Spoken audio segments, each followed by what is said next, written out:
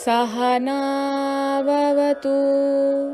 सहनौ भुनक्तु सह वीर्यं करवावहै तेजस्विनावधीतमस्तु मा विद्विषावहै। ॐ शान्ति शान्ति शान्तिः।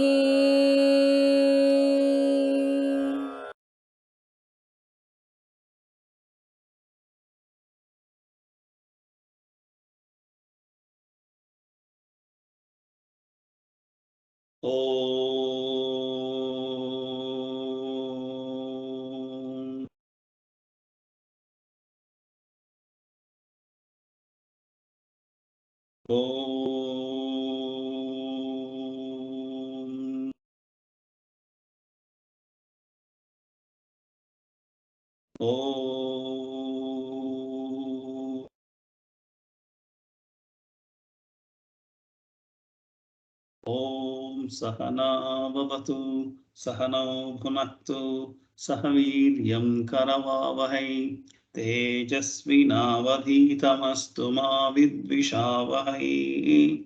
ॐ शान्ति शान्ति शान्तिः। सदाशिवसमारम्भां शङ्कराचार्यमध्यमाम् अस्मदाचार्यपर्यन्तां वन्दे गुरुपरम्पराम् वन्दे गुरुपरम्पराम्। यस्यान्तानादिमध्यं न हि करचरणं नाम गोत्रं न सूत्रं नो जातिर्नैव वर्णानुभवति पुरुषो नानपुंसं न च स्त्रीनाकारं नाविकारं न हि जननि मरणं नास्ति पुण्यं न पापं नो तत्त्वं तत्त्वमेकं सहजसमरसं सद्गुरुं त्वं नमामि सद्गुरुं त्वं नमामि। ಸನಾತನ ಧರ್ಮ ಶಂಕರಾಚಾರ್ಯರು ಮತ್ತು ನನ್ನ ಎಲ್ಲ ಗುರುಗಳಿಗೂ ಎಲ್ಲ ಗುರು ಪರಂಪರೆ ಎಲ್ಲರಿಗೂ ನಮಸ್ಕಾರ ಮಾಡ್ತಾ ಇವತ್ತಿನ ನನ್ನ ಉಪನ್ಯಾಸಕ್ಕೆ ನಿಮ್ಗೆಲ್ಲರನ್ನು ಸ್ವಾಗತ ಕೋರ್ತಾ ಇದ್ದೀನಿ. ಸೊ ಎಲ್ರಿಗೂ ಸ್ವಾಗತ.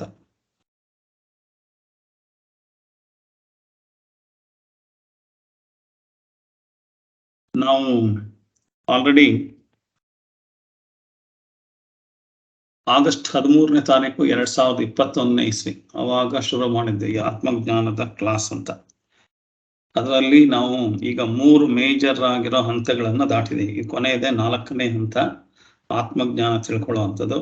ಆತ್ಮಜ್ಞಾನ ತಿಳ್ಕೊಳ್ಳೋದ್ರೊಳಗೆ 5 ಹಂತ ಇದೆ. ತಿರ್ಗಾ ಅದರೊಳಗೆ ಜೀವದ ಬಗ್ಗೆ ತಿಳ್ಕೊಳ್ಳೋದು, ಜಗತ್ತಿನ ಬಗ್ಗೆ ತಿಳ್ಕೊಳ್ಳೋದು, ಆಮೇಲೆ ಈಶ್ವರನ ಬಗ್ಗೆ ತಿಳ್ಕೊಳ್ಳೋದು, ಆಮೇಲೆ ಅದು ಹೇಗೆ ಈ ಜೀವ ಜಗತ್ತು ಎಲ್ಲದು ಐಕ್ಯ ಹೇಗಾಗುತ್ತೆ ಅನ್ನೋ ತಿಳ್ಕೊಳ್ಳೋದು, ಅದಲ್ಲದೆ ಕರ್ಮ ಅಂದ್ರೆ ಏನು, ಕರ್ಮ ಥಿಯರಿ ಅಂದ್ರೆ ಏನು, ಕರ್ಮ ದಾಟಿ ನಾನು ಜ್ಞಾನಿಯಾಗಿ ಹೇಗೆ ನಾನು ಮೋಕ್ಷ ಪಡೆಯೋದು ಅಂತ ಹೇಳೋದೆಲ್ಲ ಅದುವೇ ಆತ್ಮಜ್ಞಾನ ಸಾಧನೆಯಲ್ಲಿದೆ. ಸೊ ಈಗ ನಾವು ಅದಕ್ಕಿಂತ ಮುಂಚೆ ಅದಕ್ಕೆ ಬೇಕಾಗುವ ಪ್ರಿಪರೇಷನ್ಸ್ನ ನೋಡ್ತಾ ಇದ್ವು. ಆತ್ಮಜ್ಞಾನ ತಿಳ್ಕೊಳ್ಳೋದಕ್ಕೆ ಬೇಕಾಗುವಂಥ ಪ್ರಿಪರೇಷನ್, ಅಡುಗೆ ಮಾಡ್ಬೇಕಂದ್ರೆ ಪ್ರಿಪರೇಷನ್ ಮಾಡ್ಕೋಬೇಕಲ್ವ. ಬೆಳಗಾಗಿದ್ದು ನಾನು ಅಡುಗೆ ಮಾಡ್ತೀನಿ ಅಂತಂದರೆ ಅಟ್ಲೀಸ್ಟು ಹಿಂದಿನ ದಿವಸ ಎಲ್ಲ ಒಲೆ ಎಲ್ಲ ಒರೆಸಿಟ್ಟು ಪಾತ್ರೆ ಎಲ್ಲ ತೊಳೆದಿಟ್ಕೊಂಡು ತರಕಾರಿ ಏನು ಬೇಕೋ ಇವತ್ತು ಏನು ಬೇಕು ಅನ್ನೋದೇ ಡಿಸೈಡೇ ಮಾಡಿರಲ್ಲ. ಬೆಳಗಾಗಿದ್ದು ಏನು ತಿಂಡಿ ಮಾಡಲಿ ಅಂತ ಯೋಚನೆ ಮಾಡೋ ಹೊತ್ತಿಗೆ ಟೆನ್ಷನ್ ಜಾಸ್ತಿ ಆಗಿರುತ್ತೆ. ಸೊ ನೆನ್ನೆನೇ ರಾತ್ರಿ ಎಲ್ಲ ತೀರ್ಮಾನ ಮಾಡಿ ಏನು ತಿಂಡಿ ಮಾಡಬೇಕು, ಏನು ಅಡುಗೆ ಮಾಡಬೇಕು, ಎಷ್ಟು ಜನಕ್ಕೆ ಮಾಡಬೇಕು ಅಂತ ಮಾಡಿದ್ರೆ ಇದೆಲ್ಲ ಪ್ರಿಪರೇಟರಿ ಹಂತ.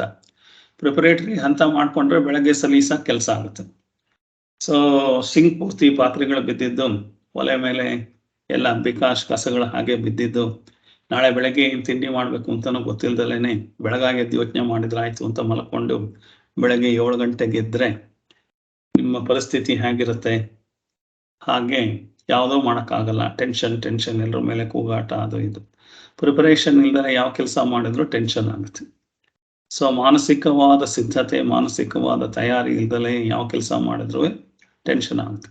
ಅದರೊಳಗೂ ಆತ್ಮಜ್ಞಾನ ಪಡ್ಕೊಳ್ಳೋವಂಥ ಸಿದ್ಧತೆ ಇಲ್ದನ ಮಾಡ್ಕೊಳ್ಳೋದಲ್ಲೇ ನಾನು ಆತ್ಮಜ್ಞಾನ ತಿಳ್ಕೊತೀನಿ, ನಾನು ವೇದಾಂತ ತಿಳ್ಕೊಳ್ತೀನಿ ಅಂದರೆ ಏನು ಪ್ರಯೋಜನ ಆಗಲ್ಲ. ಒಂದು ಸಣ್ಣ ಅಡುಗೆ ಸಣ್ಣ ವಿಷಯ ಅಂತ ಹೇಳ್ತಾ ಇಲ್ಲ. ಒಂದು ದಿನನಿತ್ಯದ ಕೆಲಸ ಮಾಡಬೇಕಾದ್ರೇ ನಮಗೆ ಎಷ್ಟೊಂದು ತಯಾರಿ ಬೇಕು, ಅಷ್ಟು ತಯಾರಿ ಬೇಕು. ಅಷ್ಟು ತಯಾರಿ ಮಾಡ್ಕೊಳ್ಳೋದಲ್ಲೇ ನಾವು ಯಾವ ಕೆಲಸಕ್ಕಾದ್ರೂ ಜಂಪ್ ಮಾಡಿದ್ರೆ ನಮ್ಗೇನು ಕಟ್ಟಿಟ್ಟು ಬುತ್ತಿ, ಟೆನ್ಷನ್ನು, ಎಲ್ಲರಿಂದ ಬೈಗಳ, ಎಲ್ಲರಿಂದ ತಿರಸ್ಕಾರ ಎಲ್ಲದೂ ಶುರುವಾಗುತ್ತೆ. ಆದ್ರೆ ಇದು ಆತ್ಮಜ್ಞಾನ ಸಾಧನೆಗೆ ಬೇಕಾದಷ್ಟು ಪೂರ್ವ ತಯಾರಿ ಮಾಡ್ಕೋಬೇಕು. ಆ ಪೂರ್ವ ತಯಾರಿಗಳಲ್ಲಿ 3 ಹಂತನ ದಾಟಿದೀವಿ ನಾವು.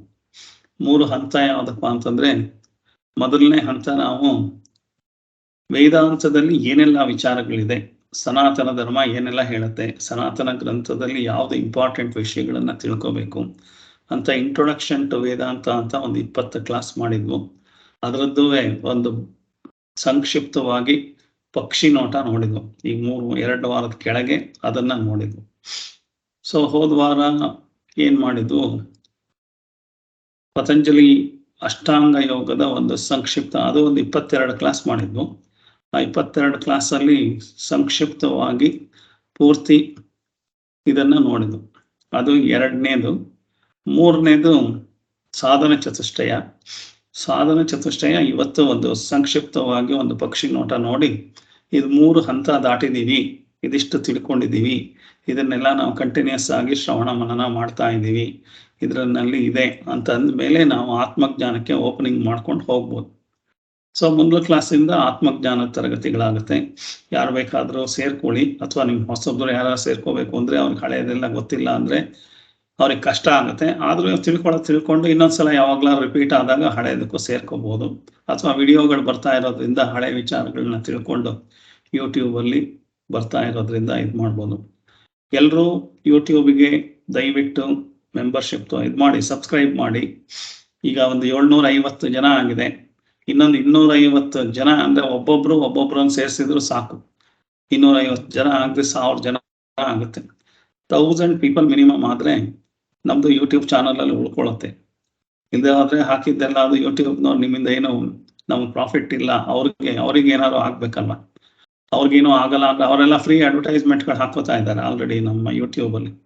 ಅವ್ರಿಗೆ ಅದೆಲ್ಲ ಏನು ಇಲ್ಲ ಅಂತಂದ್ರೆ ಅವ್ರದ್ದು ಮಿನಿಮಮ್ ರಿಕ್ವೈರ್ಮೆಂಟೇ 1000 ಮೆಂಬರ್ಶಿಪ್ ಇರಬೇಕು. 4000 ಗಂಟೆ ಜನಗಳು ನೋಡಿರ್ಬೇಕು, 4000 ಅವರ್ಸ್. ಹಾಗಿದ್ರೆ ನಮ್ಮನ್ನ ಯೂಟ್ಯೂಬ್ ಅಲ್ಲಿ ಉಳಿಸ್ಕೋತಾರೆ. ಇಲ್ಲದೆ ಹೋದ್ರೆ ಯೂಟ್ಯೂಬ್ ಇಂದ ಆಚೆಗೆ ತೆಗೆದು ಹಾಕ್ತಾರೆ. ಸೊ ಹಾಗಾಗಿ ಅದು ಉಳ್ಕೋಬೇಕು, ಇದೆಲ್ಲ ಮುಂದ್ಲ ಜನರೇಷನ್ಗೆ ಬರಬೇಕು, ನಿಮ್ಗೆ ಅವಾಗ ನೋಡ್ಕೋಬೇಕು ಅಂದ್ರೆ 1000 ಜನ ಅಂತೂ ಆಗ್ಬೇಕು. ಈಗ 2700 ಗಂಟೆ ನೋಡಿದ್ದಾರೆ ನಮ್ಮ ಕಾರ್ಯಕ್ರಮನ.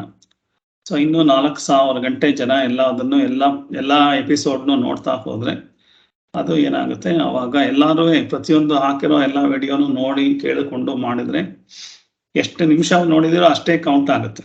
ಎಷ್ಟು ಫುಲ್ ನೋಡಿದಿರೋ ಅದ್ರ ಮೇಲೆ ಅಷ್ಟು ಕೌಂಟ್ ಆಗುತ್ತೆ. 4000 ಗಂಟೆ ಅದನ್ನ ನೋಡಿರ್ಬೇಕು. ಯೂಟ್ಯೂಬ್ನವ್ರದ್ದು ಇವೆರಡು ಬೇಸಿಕ್ ರಿಕ್ವೈರ್ಮೆಂಟ್. ಅದಿದ್ರೆ ಅದನ್ನ ಉಳಿಸ್ಕೋತಾನೆ. ಇಲ್ಲದೆ ಹೋದ್ರೆ ಅದಕ್ಕೆ ಸೆಕೆಂಡ್ ಪ್ರಿಫರೆನ್ಸ್. ಆನಂದ ಶಂಕರ ಅಂತ ಹೊಡೆದ್ರು ಬರಲ್ಲ, ಮೇಲೆ ಬರಲ್ಲ. ಅದು ಕಾಣದಲ್ಲೇ ಇರೋ ತರ ಎಲ್ಲೋ ಹಿಂದಕ್ಕೆ ಹೈಡ್ ಮಾಡ್ಬಿಡ್ತಾರೆ. ಯಾವುದು ಇವೆರಡು ಅವ್ರದ್ದು ಪಾಸ್ ಆಗಿರುತ್ತೆ. ಅವ್ರದ್ದು ಯೂಟ್ಯೂಬ್ ಟೆಸ್ಟ್ ಪಾಸ್ ಆಗ್ಬೇಕಾದ್ರೆ ಮಿನಿಮಮ್ 1000 ಜನ ಇರಬೇಕು ಸಬ್ಸ್ಕ್ರಿಪ್ಷನ್, ಅಂಡ್ ಮಿನಿಮಮ್ 4000 ಅವರ್ಸ್ ನೋಡಿರ್ಬೇಕು. ಅವಾಗ ನಮ್ಮ ಹೆಸರು ಆನಂದ ಶಂಕರ ಅಂತ ಹೊಡೆದ್ರೆ ಬರುತ್ತೆ, ಮೇಲೆ ನಿಮ್ಗೆ ಕಾಣಿಸುತ್ತೆ ಯೂಟ್ಯೂಬ್. ಇಲ್ಲದೆ ಹೋದ್ರೆ ಕಾಣಲ್ಲ. ಅದಕ್ಕೆ ನಾವು ಪ್ರತಿ ಸಲ ಒಂದೊಂದಕ್ಕೂ ಒಂದೊಂದು ಲಿಂಕ್ ಕಳಿಸ್ಬೇಕು. ಆ ಲಿಂಕ್ ಇಟ್ಕೊಂಡು ನೀವು ನೋಡ್ಬೇಕು. ಆ ಥರ ಆಗುತ್ತೆ. ಸೊ ಆ ಥರ ಆಗ್ದಲೇ ಇರ್ಬೇಕಾದ್ರಿಂದ ನೀವೆಲ್ಲರೂ ಸೇರ್ಕೊಂಡು ಅದನ್ನ 1000 ಮೆಂಬರ್ಶಿಪ್ಗೆ ತಗೊಂಡು ಹೋಗ್ಬೇಕು. ನಿಮ್ಗೆ ಗೊತ್ತಿರೋ ಎಲ್ಲರಿಗೂ ಸೇರಿಸಿ 1000 ಮೇಲೆ ನಿಮ್ ಇಷ್ಟ ಎಷ್ಟು ಜನ ಆಗ್ಬೇಕು. ಮಿನಿಮಮ್ ಯೂಟ್ಯೂಬ್ನವರಿಂದ ಎಕ್ಸಾಮ್ ಪಾಸ್ ಆಗ್ಬೇಕು ನಾವು. ಸೊ ಅದಾಗಬೇಕು. 4000 ಗಂಟೆ ಆಗ್ಬೇಕಂದ್ರೆ ನಾವು ಹಾಕಿರೋ ಎಲ್ಲ ಯೂಟ್ಯೂಬ್ ವಿಡಿಯೋನು ಇನ್ನೊಂದ್ಸಲ ಕೇಳಿಸ್ಕೊಡಿ, ಇನ್ನೊಂದ್ಸಲ ನೋಡಿ. ಅವಾಗ ಒಂದು 4000 ಅವರ್ಸ್ ಆಗುತ್ತೆ. ಆಮೇಲೆ ಅದು ಯೂಟ್ಯೂಬ್ ಅಲ್ಲಿ ಪರ್ಮನೆಂಟ್ ಆಗಿ ಆನಂದ್ ಶಂಕರ ಅಂತ ಉಳ್ಕೊಳ್ಳುತ್ತೆ. ಸೊ ಅಷ್ಟು ಮಾಡಿ ಅಂತ ಕೇಳ್ತಗ. ಸೊ ಇವತ್ತು ಸಾಧನ ಚತುಷ್ಟಯದ್ದು ತಿರ್ಗಾ ಒಂದು ಪಕ್ಷಿ ನೋಟ ನೋಡೋಣ. ಪಕ್ಷಿ ನೋಟ ನೋಡ್ಕೊಂಡು ನಾವು ನೆಕ್ಸ್ಟ್ ತರಗತಿಯಿಂದ ಆತ್ಮಜ್ಞಾನಕ್ಕೆ ಜಂಪ್ ಆಗುತ್ತೆ. So that is the programme. So ಸಾಧನ ಚತುಷ್ಟಯ ಅನ್ನೋದು ಏನು, ಒಂದು ಶಂಕರಾಚಾರ್ಯರು ಬರ್ದಿರೋ ಒಂದು ಪ್ರಕರಣ ಗ್ರಂಥ ಅಂತ. ಶಂಕರಾಚಾರ್ಯರು ಬರ್ದಿರೋ ಎಲ್ಲ ಅವ್ರ ಪುಸ್ತಕಗಳಲ್ಲಿ ಅದನ್ನ 3 ಭಾಗವಾಗಿ ವಿಂಗಡಣೆ ಮಾಡ್ಬೋದು. ಒಂದು ಸ್ತೋತ್ರ ಗ್ರಂಥಗಳು ಅಂತ, ಅಂದ್ರೆ ನಮ್ಮ ದೇವರ ದೇವ್ರನ್ನ ಹೊಗಳಿ ಬರೆದಿರೋ ಅಂಥದ್ದು. ಸೊ ಲಿಂಗಾಷ್ಟಕ ಅಂತ ಇದೆ ಅಂತಂದ್ರೆ ಅದು ಒಂದು ಇದು. ಆ ಥರ ಯಾವ್ಯಾವ್ದಿದೆ ಶಂಕರಾಚಾರ್ಯರು ಬೇಕಾದಷ್ಟು ಬರೆದಿದ್ದಾರೆ, ಎಲ್ಲ ದೇವ್ರ ಮೇಲೂ ಬರೆದಿದ್ದಾರೆ. ಸೊ ಹಾಗಾಗಿ ಅದು ಒಂದು 100 ಶ್ಲೋಕ 101 ಶ್ಲೋಕ ಇದೆ. ಅದನ್ನ ಸ್ತೋತ್ರ ಗ್ರಂಥಗಳು ಅಂತ ಕರೀತಾರೆ. ಅದ್ರೊಳಗೆ ಬರೀ ದೇವ್ರನ್ನ ಹೊಗಳಿ ಬರ್ದಿರೋ ಅಂಥದ್ದು, ದೇವರ ಮಹಿಮೆಯನ್ನು ಹೊಗಳಿ ಬರ್ದಿರೋ ಅಂಥದ್ದು. ಹಾಗಾಗಿ ಅದು ಸ್ತೋತ್ರ ಗ್ರಂಥಗಳು. ಅದು ಬೇಸಿಕ್ ಲೆವೆಲ್ LKG ಲೆವೆಲ್ ಜನಗಳಿಗೆ ಬೇಕಾಗುತ್ತೆ. ಏಕೆಂದ್ರೆ ಪೂಜೆ ಮಾಡೋರ್ಗೆ ಅಥವಾ ಇನ್ನೇನೋ ದೇವ್ರ ಬಗ್ಗೆ ಜ್ಞಾಪಿಸ್ಕೋಬೇಕು ಮುಂದೋರ್ಗೆ ಅಂತ ಗೊತ್ತಾಗ್ಲಿ ಅಂತ ಅದು ಮಾಡಿರೋ ಅಂಥದ್ದು ಒಂದು ಹೈಸ್ಕೂಲ್ ಲೆವೆಲ್ವರೆಗೆ ಇರೋ ಅಂಥದ್ದು ಸ್ತೋತ್ರ ಗ್ರಂಥಗಳು ಅಂತ. ಆಮೇಲೆ ಅವರು ಪ್ರಕರಣ ಗ್ರಂಥಗಳು ಅಂತ ಬರ್ದಿದ್ದಾರೆ.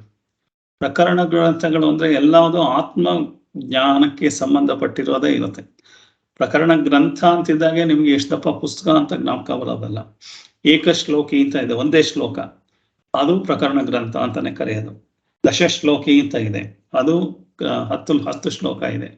ಹಾಗೆ ಮನೀಷ ಪಂಚಕ, ಸಾಧನ ಪಂಚಕ, ಭಜಗೋವಿಂದము, ಇದ್ರೊಳಗೆ ಎಲ್ಲತ್ರೊಳಗೂ ಆತ್ಮಜ್ಞಾನದ ಬಗ್ಗೆ ಯಾವ್ಯಾವ ವಿಚಾರಗಳನ್ನು ಹೇಳಿದ್ದಾರೆ ಅದೆಲ್ಲದುವೆ ಸಣ್ಣದ 1 ಶ್ಲೋಕದಿಂದ ಹಿಡಿದು ಸಹಸ್ರ ಇದಿದೆ. ಇಂಥದ್ದು ಉಪದೇಶ ಸಹಸ್ರಿ ಅಂತ ಇದೆ. ಸೊ ಆ ಉಪದೇಶ ಸಹಸ್ರಿ ಅಂತಂದ್ರೆ ಅದರೊಳಗೆ 20 ಅಧ್ಯಾಯಗಳಿದೆ. ಆ 20 ಅಧ್ಯಾಯದಲ್ಲಿ ಒಂದೊಂದ್ರೊಳಗೂ ಸಾವಿರಾರು ಉಪದೇಶಗಳನ್ನು ಹೇಳಿದ್ದಾರೆ. ಅಷ್ಟು ದೊಡ್ಡ ಗ್ರಂಥ. ಅದಲ್ದಲೇನೆ ಬೇಕಾ ಸರ್ವ ವೇದಾಂತ ಸಾರ ಸಂಗ್ರಹ ಅಂತ ಬರೆದಿದ್ದಾರೆ. ಅದೆಲ್ಲ ದೊಡ್ಡ ದೊಡ್ಡ ಗ್ರಂಥ. ಸೊ ಅಂಥದ್ದೆಲ್ಲದುವೆ ಇದು ವೇದಾಂತದಲ್ಲಿ ಆತ್ಮಜ್ಞಾನಕ್ಕೆ ಸಂಬಂಧಪಟ್ಟಿರೋದನ್ನೇ ಬರೆದಿರೋದ್ರಿಂದ ಅದನ್ನ ಪ್ರಕರಣ ಗ್ರಂಥಗಳು ಅಂತ ಹೇಳಿದ್ದಾರೆ. ಪ್ರಕರಣ ಗ್ರಂಥಗಳನ್ನ ಯಾಕೆ ಬರೆದ್ರು ಅಂತಂದ್ರೆ 47 ಪ್ರಕರಣ ಗ್ರಂಥ ಅವ್ರು ಬರೆದಿದ್ದಾರೆ. ಸೊ ಯಾಕೆ ಬರೆದ್ರು ಅಂದ್ರೆ ಡೈರೆಕ್ಟ್ ಆಗಿ ಎಲ್ಲರೂ ಹೋಗಿ ವೇದ ಉಪನಿಷತ್ನ ಓದಕ್ಕಾಗಲ್ಲ, ಅಥವಾ ಬ್ರಹ್ಮಸೂತ್ರ ಓದಕ್ಕಾಗಲ್ಲ, ಇದನ್ನ ಭಗವದ್ಗೀತೆನ ಓದಕ್ಕಾಗಲ್ಲ. ಹಾಗಾಗಿ ಅದರೊಳಗೆ ಪ್ರಕರಣ ಗ್ರಂಥಗಳನ್ನು ಬರೆದಿದ್ದಾರೆ. ಪ್ರಕರಣ ಗ್ರಂಥದಲ್ಲೂ ಏನಾಗಿದೆ, ಪ್ರಕರಣ ಗ್ರಂಥ ಹೈಸ್ಕೂಲ್ ಲೆವೆಲ್ ಇಂದ ಮುಂದೆ ಬರುವಂತ ಟೆಕ್ಸ್ಟ್. ಅಂದ್ರೆ ಹೈಸ್ಕೂಲ್ ಲೆವೆಲ್ ಅವ್ರಿಗೆ ಅಂತಂದ್ರೆ ನಾವು ಬರೀ ಸ್ತೋತ್ರ ಏನಿದೆ ದೇವರದ್ದು ಬರೆದಿರೋದು ಸ್ತೋತ್ರ ಗ್ರಂಥಗಳು, ಸ್ತೋತ್ರಗಳು ಒಂದು 101 ಬರೆದಿದ್ದಾರೆ. ಅದಾದ್ಮೇಲೆ ಇದರಲ್ಲಿ ಏನಂತಂದ್ರೆ ಆತ್ಮಕ್ಕೆ ಸಂಬಂಧಪಟ್ಟಿರೋದು ಇದೆಲ್ಲ ಅಪ್ ಟು ಡಿಗ್ರಿ ಲೆವೆಲ್ ಅಂತ ಹೇಳ್ಬೋದು ಅಂತ ಅನ್ಬೋದು. ಸೊ ಆದ್ರೆ ಇದ್ರೊಳಗೇನೆ ತಿರ್ಗಾ ಈ ಪ್ರಕರಣ ಗ್ರಂಥದಲ್ಲೇನೆ ಅವರು ಬೇರೆ ಬೇರೆ ಸ್ಟೆಪ್ ವೈಸ್ ಮಾಡಿದ್ರು. ಪ್ರಕರಣ ಗ್ರಂಥದಲ್ಲೇನೆ ಹೈಸ್ಕೂಲ್ ಲೆವೆಲ್, LKG ಇಂದ ಹೈಸ್ಕೂಲ್ ಲೆವೆಲ್ ತನಕ ಗ್ರಂಥಗಳು, ಹೈಸ್ಕೂಲ್ ಇಂದ ಡಿಗ್ರಿ ಲೆವೆಲ್ ತನಕ ಗ್ರಂಥಗಳು, ಡಿಗ್ರಿಯಿಂದ ಮಾಸ್ಟರ್ ಡಿಗ್ರಿ ತನಕ ಒಂದು ಗ್ರಂಥ, ಆಮೇಲೆ PhD ಲೆವೆಲ್ ಗ್ರಂಥ ಅಂತ ಬರ್ದಿದ್ದಾರೆ. ಸೊ ಹಾಗಾಗಿ ಯಾವುದೋ ಕೊನೆಯಲ್ಲಿ ಓದೋ ಪ್ರಕರಣ ಗ್ರಂಥ ಮೊದಲು ಓದೋದನ್ನ ಕೊನೆಗೆ ಓದಿದ್ರೆ ಅದೆಲ್ಲ ಅರ್ಥ ಆಗಲ್ಲ. ಹಾಗಾಗಿ ಯಾವ ಸ್ಟೆಪ್ಪಲ್ಲಿ ಓದಬೇಕು ಅಂತ ಆ ಥರನೇ ನಾನು ಅದನ್ನ ನಿಮಗೆ ಪರಿಚಯ ಮಾಡಿಸ್ತಾ ಇದ್ದೀನಿ, ಯಾವ ಲೆವೆಲಲ್ಲಿ ಹೇಗೆ ಮಾಡಬೇಕು ಅಂತ. ಅದಾದ್ಮೇಲೆ ನೆಕ್ಸ್ಟ್ ಬರೋದು ಪ್ರಕರಣ ಗ್ರಂಥಗಳಾದ್ಮೇಲೆ ಅವರು ಡೀಟೈಲ್ ಆಗಿ ಭಾಷ್ಯ ಅಂತ ಬರ್ದಿದ್ದಾರೆ. ಭಾಷ್ಯ ಅಂದ್ರೆ ರನ್ನಿಂಗ್ ಕಾಮೆಂಟ್ರಿ ತರ ಭಗವದ್ಗೀತೆ ಬಗ್ಗೆ ಭಾಷ್ಯ ಬರೆದಿದ್ದಾರೆ. 10 ಉಪನಿಷತ್ತುಗಳಿಗೆ ಭಾಷ್ಯ ಬರೆದಿದ್ದಾರೆ. ಭಾಷ್ಯ ಅಂದ್ರೆ ಆ ಶ್ಲೋಕ ಹೇಳಿ ಶ್ಲೋಕಕ್ಕೆ ಅರ್ಥ ಬರೆದು ಅದಕ್ಕೆ ಹಿಂದೆ ಏನಿದೆ, ಗೂಢಾರ್ಥ ಏನಿದೆ, ವಾಕ್ಯಾರ್ಥ ಏನಿದೆ, ಲಕ್ಷಾರ್ಥ ಏನಿದೆ ಅದೆಲ್ಲದನ್ನು ಅವರು ತಿಳಿಸಿದ್ದಾರೆ. ಅದು ಸಂಸ್ಕೃತದಲ್ಲೇ ಇದೆ. ಸಂಸ್ಕೃತ ಬಂದು ಓದಕ್ಕಾಗಲ್ಲ ನಾವು, ಅದನ್ನ ಇಂಗ್ಲಿಷಿಗೆ ಶಂಕರಾಚಾರ್ಯರ ಭಾಷೆನ ಇಂಗ್ಲಿಷಿಗೆ ಕನ್ವರ್ಟ್ ಮಾಡಿರ್ತಾರೆ. ಅದನ್ನು ಓದಿದ್ರು ಅರ್ಥ ಆಗಲ್ಲ. ಸೊ ಆದ್ರೆ ಅದನ್ನ ಗುರುಮುಖೇನ ತಿಳ್ಕೊಂಡ್ರೆ ಸ್ವಲ್ಪ ನಾವು ಅದನ್ನ ಇಂಟರ್ಪ್ರಿಟ್ ಮಾಡೋಕ್ಕಾಗುತ್ತೆ, ನಾವೇ ಓದ್ಕೊಂಡ್ರೆ ಅರ್ಥ ಆಗಲ್ಲ. ಸೊ ಹಾಗಾಗಿ ಅವರು ಶಂಕರಾಚಾರ್ಯರು ಮುಖ್ಯವಾಗಿ 10 ಉಪನಿಷತ್ತಿಗೆ ಭಾಷ್ಯ ಬರೆದಿದ್ದಾರೆ. ಆಮೇಲೆ ಈ ಭಗವದ್ಗೀತೆಗೆ ಭಾಷ್ಯ ಬರೆದಿದ್ದಾರೆ. ಆಮೇಲೆ ಅಷ್ಟಾಂಗ ಯೋಗ, ಪತಂಜಲಿಯವರ ಅಷ್ಟಾಂಗ ಯೋಗಕ್ಕೆ ಭಾಷ್ಯ ಬರೆದಿದ್ದಾರೆ. ವಿಷ್ಣು ಸಹಸ್ರನಾಮಕ್ಕೆ ಬರೆದಿದ್ದಾರೆ. ಆಮೇಲೆ ಇದಕ್ಕೆ ಬರೆದಿದ್ದಾರೆ, ಯಾವುದಕ್ಕೆ, ಬ್ರಹ್ಮಸೂತ್ರಕ್ಕೆ ಭಾಷ್ಯ ಬರೆದಿದ್ದಾರೆ. ಹೀಗೆ ಭಾಷ್ಯ ಗ್ರಂಥಗಳು ತುಂಬಾ ದೊಡ್ಡ ವಾಲ್ಯೂಮ್ ಅದೆಲ್ಲ ಮಾಸ್ಟರ್ ಗ್ರಾಜುಯೇಷನ್ ಟೆಕ್ಸ್ಟ್ ಅಂತ ಹೇಳ್ಬೋದು. ಸೊ ಆ ಥರ ಅದನ್ನ ಡೀಟೈಲ್ ಆಗಿ ಮಾಡ್ಬೇಕಾದ್ರೆ ಬ್ರಹ್ಮಸೂತ್ರನೇ PhD ಲೆವೆಲ್ ಗ್ರಂಥ ಅದು. ಆ ಲೆವೆಲಲ್ಲಿ ಅದನ್ನ ಕೂತ್ಕೊಂಡು ಓದಕ್ಕಾಗುವಂಥದ್ದು, ಏಕೆಂದ್ರೆ ಅದೆಲ್ಲ ಬೇಸಿಕ್ ಎಲ್ಲ ಗೊತ್ತಿದ್ದು ಆಮೇಲೆ ಅದನ್ನು ಓದಬೇಕು. ಸೊ ನನಗೆ ಬ್ರಹ್ಮಸೂತ್ರ 2000 ರೂಪಾಯಿ ಕೊಟ್ಟರೆ ಪುಸ್ತಕ ಸಿಗತ್ತೆ ಅಂತ ಮನೇಲಿ ತಂದಿಟ್ಕೊಂಡ್ಬಿಟ್ಟು ನಾನು ಬ್ರಹ್ಮಸೂತ್ರ ಓದ್ತಾ ಇದ್ದೀನಿ ಅಂತಂದ್ರೆ ಅದು ಸ್ವಲ್ಪ ಆಡ್ಕೆ ಆಗುತ್ತೆ, ಅಷ್ಟೇನೆ ಆಡ್ಕೆ ವ್ಯಕ್ತಿತ್ವ ಆಗುತ್ತೆ. ಹಾಗೆ ಮಾಡದಲ್ಲೇ ಹಾಗೆ ನಾವೇನಾಗಿದೆ 60 ವರ್ಷದ ತನಕ ನಮಗೆ ಸಿಸ್ಟಮ್ಯಾಟಿಕ್ ಆಗಿ ಏನು ಓದ್ಬೇಕು ಅಂತ ಗೊತ್ತಿಲ್ಲ. ಸಿಸ್ಟಮ್ಯಾಟಿಕ್ ಆಗಿ ಆಧ್ಯಾತ್ಮನ ಹೇಗೆ ತಿಳ್ಕೋಬೇಕು ಅಂತ ಗೊತ್ತಿಲ್ಲ. ಸುಮ್ಮನೆ ಹಾಗೆ ಬಂದ್ಬಿಟ್ಟಿರೋದ್ರಿಂದ ಕೈಗೆ ಸಿಕ್ಕಿದ ಪುಸ್ತಕ, ಕೈಗೆ ಸಿಕ್ಕಿದ ಕತೆ, ಪುರಾಣ ಇತಿಹಾಸ, ಅದರಿಂದ ಎಲ್ಲ ಆತ್ಮಜ್ಞಾನ ಅಂತ ಬರೋದಿಲ್ಲ. ಅದೆಲ್ಲ ಅದು 2ನೇ ದರ್ಜೆ 3ನೇ ದರ್ಜೆ ಪುಸ್ತಕಗಳು. ಪ್ರಥಮ ದರ್ಜೆ ಪುಸ್ತಕ ಅಂದ್ರೆ ವೇದಾಂತದಲ್ಲಿ, ಸನಾತನ ಧರ್ಮದಲ್ಲಿ ಪ್ರಸ್ಥಾನತ್ರಯ ಅಂತ ಹೇಳ್ತಾರೆ. ಅದರೊಳಗಡೆ ಮುಖ್ಯವಾಗಿ ವೇದ, ಅದರೊಳಗೂ ವೇದಾಂತ ಅಂದ್ರೆ ಉಪನಿಷತ್ತುಗಳು, 108 ಉಪನಿಷತ್ತುಗಳಿದೆ, ಅದ್ರ ಬಗ್ಗೆ ತಿಳ್ಕೋಬೇಕು. ಅದಾದ್ಮೇಲೆ ಭಗವದ್ಗೀತೆ ಬಗ್ಗೆ ಕಂಪ್ಲೀಟ್ ಆಗಿ ತಿಳ್ಕೋಬೇಕು. ಅದಾದ್ಮೇಲೆ ಬ್ರಹ್ಮಸೂತ್ರದ ಬಗ್ಗೆ ತಿಳ್ಕೋಬೇಕು. ಇವು 3 ಒರಿಜಿನಲ್ ಟೆಕ್ಸ್ಟ್. ಬಾಕಿದೆಲ್ಲದು ಅದರಿಂದ ಹುಟ್ಟಿರುವಂತ ಟೆಕ್ಸ್ಟ್ಗಳು. ಸೊ 4 ವೇದಗಳಿದ್ರೆ 4 ಉಪವೇದ ಇದೆ. ಉಪವೇದದಲ್ಲೇ ಪುರಾಣ ಇದೆ, 18 ಪುರಾಣ ಇದೆ. ಸೊ 4 ವೇದ ಮಾತ್ರ ಒರಿಜಿನಲ್. ಬ್ರಹ್ಮಸೂತ್ರ ಒರಿಜಿನಲ್ಲು, ಎಂಥದ್ದು Bhagavad Gita original. 3 text original text. ಆಮೇಲೆ ಬಂದಿರೋದೆಲ್ಲದು ಇತಿಹಾಸ, ರಾಮಾಯಣ ಮಹಾಭಾರತ ಅನ್ನೋದು ಇತಿಹಾಸ. ಪುರಾಣಗಳು 18 ಪುರಾಣ ಇದೆ, 18 ಉಪಪುರಾಣ ಇದೆ, 4 ಉಪವೇದಗಳಿದೆ, ಸ್ಮೃತಿಗಳಿದೆ, ಯಾಜ್ಞವಲ್ಕ್ಯ ಸ್ಮೃತಿ, ಮನುಸ್ಮೃತಿ ಅಂತಂದ್ಬಿಟ್ಟು. ಅದಲ್ದಲೇನೆ ಬೇರೆ ಎಲ್ಲ ಇದೆಲ್ಲ ಇದೆ. ಯಾವುದು ಜ್ಯೋತಿಷ್ಯ, ವ್ಯಾಕರಣ, ಮೀಮಾಂಸ ಅಂತಂದ್ಬಿಟ್ಟು ಆ ಥರದ್ದು ಅಂಗಗಳಿದೆ, ವೇದಾಂಗಗಳಿದೆ. ಸೊ ಈ ಥರದ್ದೆಲ್ಲದು ಇವೆಲ್ಲದು ಸೆಕೆಂಡ್ರಿ ಟೆಕ್ಸ್ಟ್. ಸೆಕೆಂಡ್ರಿ ಟೆಕ್ಸ್ಟ್ ಪಂಡಿತರಾಗಕ್ಕೆ ಬೇಕಾಗುತ್ತೆ. ಆತ್ಮಜ್ಞಾನ ಸಂಪಾದನೆ ಮಾಡೋಕ್ಕೆ ಪ್ರಸ್ಥಾನತ್ರಯ ಮಾತ್ರ ಇಂಪಾರ್ಟೆಂಟ್ ಆಗುತ್ತೆ. ಅದನ್ನು ಅರ್ಥ ಮಾಡ್ಕೊಳಕ್ ಆಗದಲ್ಲೇ ಇರೋದ್ರಿಂದ ಗ್ರಾಮರ್ಸ್ ತಿಳ್ಕೊಬೇಕು, ವ್ಯಾಕರಣ ತಿಳ್ಕೊಬೇಕು. ಅದರೊಳಗೇನೆ ಎಲ್ಲ ಬೇರೆ ಬೇರೆ ಥರ ಈ ಸಂಸ್ಕೃತ ಅರ್ಥ ಮಾಡ್ಕೊಳ್ಳೋದು ಹೇಗೆ ಅನ್ನೋದೆಲ್ಲ ಅದು ಇರುತ್ತೆ. ಆ ಥರ ಎಲ್ಲ ಇರುತ್ತೆ. ಸೊ ಆ ಗ್ರಂಥಗಳನ್ನು ಮಾಡಿದ್ರೆ ಪಂಡಿತರಾಗಿ ಇನ್ನೂ ಹೆಚ್ಚೆ ನಾವು ಆಳನ ಡಿಸೆಕ್ಟ್ ಮಾಡ್ತಾ ಹೋಗ್ಬೋದೇನೋ. ಆದರೆ ಎಲ್ರಿಗೂ ಅಷ್ಟು ಟೈಮ್ ಇರಲ್ಲ. ನಾವು 100 ವರ್ಷದಲ್ಲಿ ಬೇಗ ಮಾಡಬೇಕು ಅಂತಂದ್ರೆ ಪ್ರಸ್ಥಾನತ್ರಯಕ್ಕೆ ಡೈರೆಕ್ಟ್ ಆಗಿ ಗುರುಗಳ ಮುಖಾಂತರ ಹೋಗಿ ತಿಳ್ಕೊಳ್ಳೋದ್ರಿಂದ ಬಹಳ ಫಾಸ್ಟ್ ಆಗಿ ಆತ್ಮಜ್ಞಾನದ ಕಡೆಗೆ ಬರ್ಬೋದು. ಸೊ ನಾವು ಇವಾಗ ಈ ಪ್ರಕರಣ ಗ್ರಂಥ ಅಂತ ಹೇಳ್ತಾ ಇದ್ದೆ. ಪ್ರಕರಣ ಗ್ರಂಥದಲ್ಲೂ 3 ಲೆವೆಲ್ ಮಾಡಿದ್ದಾರೆ ಅವರು. High school level, degree level, master graduation, PhD level ಪ್ರಕರಣ ಗ್ರಂಥಗಳಿದೆ. ಹಾಗಾಗಿ ನಾವೀಗ ಮಾಡ್ತಾ ಇರೋದೆಲ್ಲದು ಹೈಸ್ಕೂಲ್ ಲೆವೆಲ್ ಪ್ರಕರಣ ಗ್ರಂಥಗಳು. ಸೊ ಅದಾದ್ಮೇಲೆ ಇನ್ನು ಸೆಕೆಂಡರಿ ಲೆವೆಲ್ ಅಂತಂದ್ರೆ ಡಿಗ್ರಿ ಲೆವೆಲ್ದು ಎಲ್ಲದು ಇದೆ. ಅದೆಲ್ಲ ಸ್ವಲ್ಪ ಕಷ್ಟವಾದ ಗ್ರಂಥಗಳು. ಅದನ್ನು ಕೇಳಿಸ್ಕೊಂಡ್ರು ಅರ್ಥ ಆಗ್ದಲೇ ಇದ್ರೆ ಕಷ್ಟ ಆಗುತ್ತೆ. ಅದಕ್ಕೆ ಬೇಸಿಕ್ ಲೆವೆಲ್ ರೆಡಿ ಆದ್ರೆ, ಇದೆಲ್ಲ ರೆಡಿ ಆಗಿದ್ದೀನಿ ಸರ್ ಅಂತಂದ್ರೆ ಆಮೇಲೆ ನೋಡೋಣ. ಅದನ್ನು ಮಾಡ್ತಾ ಇದ್ದೀನಿ ಪಾಠಗಳು. ಅದರದ್ದು ಹೈಯರ್ ಲೆವೆಲ್ ಪಾಠನೂ ಮಾಡ್ತೀನಿ, ಫೈನಲ್ ಲೆವೆಲ್ ತನಕನೂ. ಸೊ ಅದಕ್ಕೆ ಅರ್ಥ ಆಗಲ್ಲ, ಅಷ್ಟು ಸುಲಭವಾಗಿ ಅರ್ಥ ಆಗಲ್ಲ. ಬೇಸಿಕಲಿ ನಾವು ಇದೆಲ್ಲ ಬರಬೇಕು. ಓಕೆ, ಈಗ ಸದ್ಯಕ್ಕೆ ಈ ಪ್ರಕರಣ ಗ್ರಂಥಗಳು ಬೇಸಿಕ್ ಆಗಿ ಇರೋದನ್ನ ತಗೊಂಡಿರೋದ್ರಿಂದ ಅದರೊಳಗೆ ಆತ್ಮಜ್ಞಾನ ಸಾಧನೆಗೆ ಬೇಕಾಗೋ ಮೊದಲನೇ 3 ಸ್ಟೆಪ್ಪನ್ನು ನೋಡಿದ್ವು ನಾವು. ಈಗ 3ನೇ ಸ್ಟೆಪ್ಪಲ್ಲಿ ಯಾವ್ದು ನೋಡಿದ್ವು ಅಂದ್ರೆ ಸಾಧನ ಚತುಷ್ಟಯ ಅಂತ ಶಂಕರಾಚಾರ್ಯರು ಬರೆದಿರೋದು. ಅದು 14 ಲೈನ್ ಇರೋ ಅಂಥದ್ದು ಒಂದು ಪ್ರಕರಣ ಗ್ರಂಥ. ಅದು ಶ್ಲೋಕ ರೂಪದಲ್ಲಿಲ್ಲ, ಅದು ಪದ್ಯ ರೂಪ, ಪ್ರೋಸ್ ರೂಪದಲ್ಲೇ ಇದೆ, ಗದ್ಯ ರೂಪದಲ್ಲೇ ಇದೆ. ಆದರೆ ಅದಕ್ಕೇನು ಇದನ್ನ ಇದು ಮಾಡೋಕ್ಕಾಗಲ್ಲ. ಬಾಕಿ ಕೆಲವೆಲ್ಲ ಅದು ಅವ್ರು ಶ್ಲೋಕ ರೂಪದಲ್ಲಿ ಬರೆದಿದ್ದಾರೆ.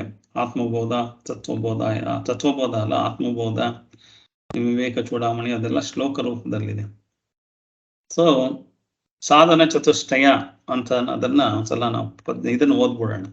ಅದಾದ್ಮೇಲೆ ನಾವು ಆ ಒಂದು ಪಕ್ಷಿ ನೋಟ, ಸಾಧನ ಚತುಷ್ಟಯ ಪೂರ್ತಿ ಏನ್ ಹೇಳಿದೆ ಅಂತ ನೋಡ್ಬಿಟ್ಟು ಮಾಡೋಣ. ಒಂದು 5 ನಿಮಿಷ ಹೆಚ್ಚು ಕಡಿಮೆ ಆದ್ರೂ ಕೊನೆ ತನಕ ಕೇಳಿ, ಯಾಕೆಂದ್ರೆ ಫುಲ್ ಸಂಗ್ರಹನ ಒಟ್ಟಿಗೆ ಹೇಳ್ತಾ ಇದ್ದೀನಿ, ಅದರಿಂದ ನಿಮಗೆ ಅನುಕೂಲ ಆಗ್ಬೋದು.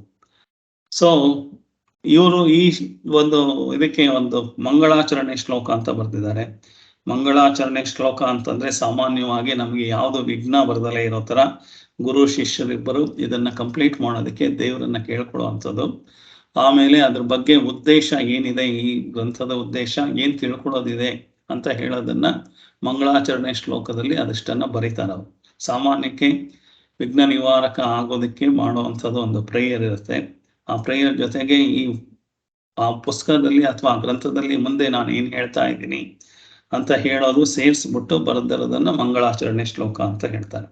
ಇದೊಂಥರ ಸಂಕಲ್ಪ ಇದ್ದ ಹಾಗೆ. ಸಂಕಲ್ಪ ಎಲ್ಲ ಪೂಜೆ ಮಾಡ್ಬೇಕಾದ್ರೆ ಸಂಕಲ್ಪ ಮಾಡಿ ಅಂತಾರೆ. ಸೊ ಆ ಸಂಕಲ್ಪ ಮಾಡಿ ಅನ್ನೋ ಲೆವೆಲ್ಗೆ ಇದು ಮಂಗಳಾಚರಣೆ ಶ್ಲೋಕ. ಇದರದ್ದು ಮಂಗಳಾಚರಣೆ ಶ್ಲೋಕ ವಾಸುದೇವೇಂದ್ರ ಯೋಗೀಂದ್ರಂ ನತ್ವಾ ಜ್ಞಾನಪ್ರದಂ ಗುರುಂ ಮುಮುಕ್ಷೂಣಾಂ ಹಿತಾರ್ಥಾಯ ತತ್ವಬೋಧೋಭಿಧೀಯತೆ. ಸೊ ಆಮೇಲೆ ನಾವು ಸಾಧನ ಚತುಷ್ಟಯ ಡೈರೆಕ್ಟ್ ಆಗಿ ನೋಡೋಣ. ಇದು ಗದ್ಯ ರೂಪದಲ್ಲಿದೆ, ಆದರೂ ಸ್ವಲ್ಪ ರಾಗವಾಗಿ ಅದನ್ನ ಹೇಳಿ ಹೇಳಿ ಹೇಳಿ ಅಭ್ಯಾಸ ಮಾಡಿಕೊಂಡ್ರೆ ಸ್ವಲ್ಪ ರಾಗವಾಗಿ ಹೇಳ್ಬೋದು. ಗದ್ಯ ರೂಪದಲ್ಲಿದೆ, ಇದು ಶ್ಲೋಕ ರೂಪದಲ್ಲಿಲ್ಲ, ಇದು ಯಾವ ಛಂದಸ್ಸಿಗೂ ಒಳಪಟ್ಟಿಲ್ಲ. ಹಾಗಾಗಿ ಇದು ಗದ್ಯ. ಯಾವ್ದಾದ್ರು ಛಂದಸ್ಸಿಗೆ ಒಳಪಟ್ರೆ ಅನುಷ್ಠುಪ್ ಛಂದಸ್ಟು, ತ್ರಿಷ್ಠುಪ್ ಛಂದಸ್ತು ಅಂತ ಅದೆಲ್ಲ ಅದುವೇ ಶ್ಲೋಕ ರೂಪಕ್ಕೆ ಬರುತ್ತೆ. ಇದು ಬರೀ ಗದ್ಯ ಆಗಿರೋದ್ರಿಂದ ಹಾಗೆ ನೋಡ್ತಾ ಹೋಗ್ಬೋದು. ಸಾಧನ ಚತುಷ್ಟಯ ಸಂಪನ್ನಾಧಿಕಾರಿಣಾಂ ಮೋಕ್ಷ ಸಾಧನ ಭೂತಂ ತತ್ವ ವಿವೇಕ ಪ್ರಾಕಾರಂ ವಕ್ಷಾಮಹ. ಸಾಧನ ಚತುಷ್ಟಯಂ ಕಿಂ ನಿತ್ಯಾನಿತ್ಯ ವಸ್ತು ವಿವೇಕಃ ಕಃ ಇಹ ಮುತ್ರಾರ್ಥ ಫಲಭೋಗ ವಿರಾಗಃ ಶಮಾಧಿ ಸಾಧನ ಶಮಾಧಿ ಷಟ್ಕ ಸಂಪತ್ತಿಃ ಮುಮುಕ್ಷುತ್ವಂ ಚೇತಿ. ನಿತ್ಯಾನಿತ್ಯ ವಸ್ತು ವಿವೇಕಃ ಕಃ ನಿತ್ಯವಸ್ತ್ವೇಕಂ ಬ್ರಹ್ಮ ತದ್ವ್ಯತಿರಿಕ್ತಂ ಸರ್ವಮನಿತ್ಯಂ ಅಯಮೇವ ನಿತ್ಯಾನಿತ್ಯ ವಸ್ತು ವಿವೇಕಃ ವಿರಾಗಃ ಕಃ ಇಹ ಸ್ವರ್ಗಭೋಗೇಷು ಇಚ್ಛಾರಾಹಿತ್ಯಂ ಶಮಾಧಿ ಸಾಧನ ಸಂಪತ್ತಿಃ ಕ ಶಮೋದಮ ಪರಮಸ್ಥಿತಿಕ್ಷಾ ಶ್ರದ್ಧಾ ಸಮಾಧಾನಂಚ ಇತಿ. ಶಮಃ ಕಃ ಮನೋ ನಿಗ್ರಹಃ ದಮಃ ಕಃ ಚಕ್ಷುರಾದಿಬಾಹ್ಯೇಂದ್ರಿಯ ನಿಗ್ರಹಃ ಉಪರಮಃ ಕಃ ಸ್ವಧರ್ಮಾನುಷ್ಠಾನಮೇವ ತಿತಿಕ್ಷಾ ಕಾ ಶೀತೋಷ್ಣ ಸುಖ ದುಃಖಾದಿ ಸಹಿಷ್ಣುತ್ವಂ ಶ್ರದ್ಧಾ ಕೀದೃಶಿ ಗುರುವೇದಾಂತ ವಾಕ್ಯಾದಿಷು ವಿಶ್ವಾಸ ಶ್ರದ್ಧಾ ಸಮಾಧಾನಂ ಕಿಂ ಚಿತ್ತೈಕಾಗ್ರತಾ ಮುಮುಕ್ಷುತ್ವಂ ಕಿಂ ಮೋಕ್ಷೋ ಮೇ ಭೂಯಾತ್ ಇತಿ ಇಚ್ಛಾ. ಏತತ್ ಸಾಧನ ಚತುಷ್ಟಯಂ ತತ್ವ ಸತ್ವ ವಿವೇಕಸ್ಯಾಧಿಕಾರಿಣೋ ಭವಂತಿ ಅಂತ ಹೇಳಿ ಅದನ್ನ ಮುಕ್ತಾಯ ಮಾಡಿದ್ದಾರೆ. ಸೊ ಇದು ಸಾಧನ ಚತುಷ್ಟಯ.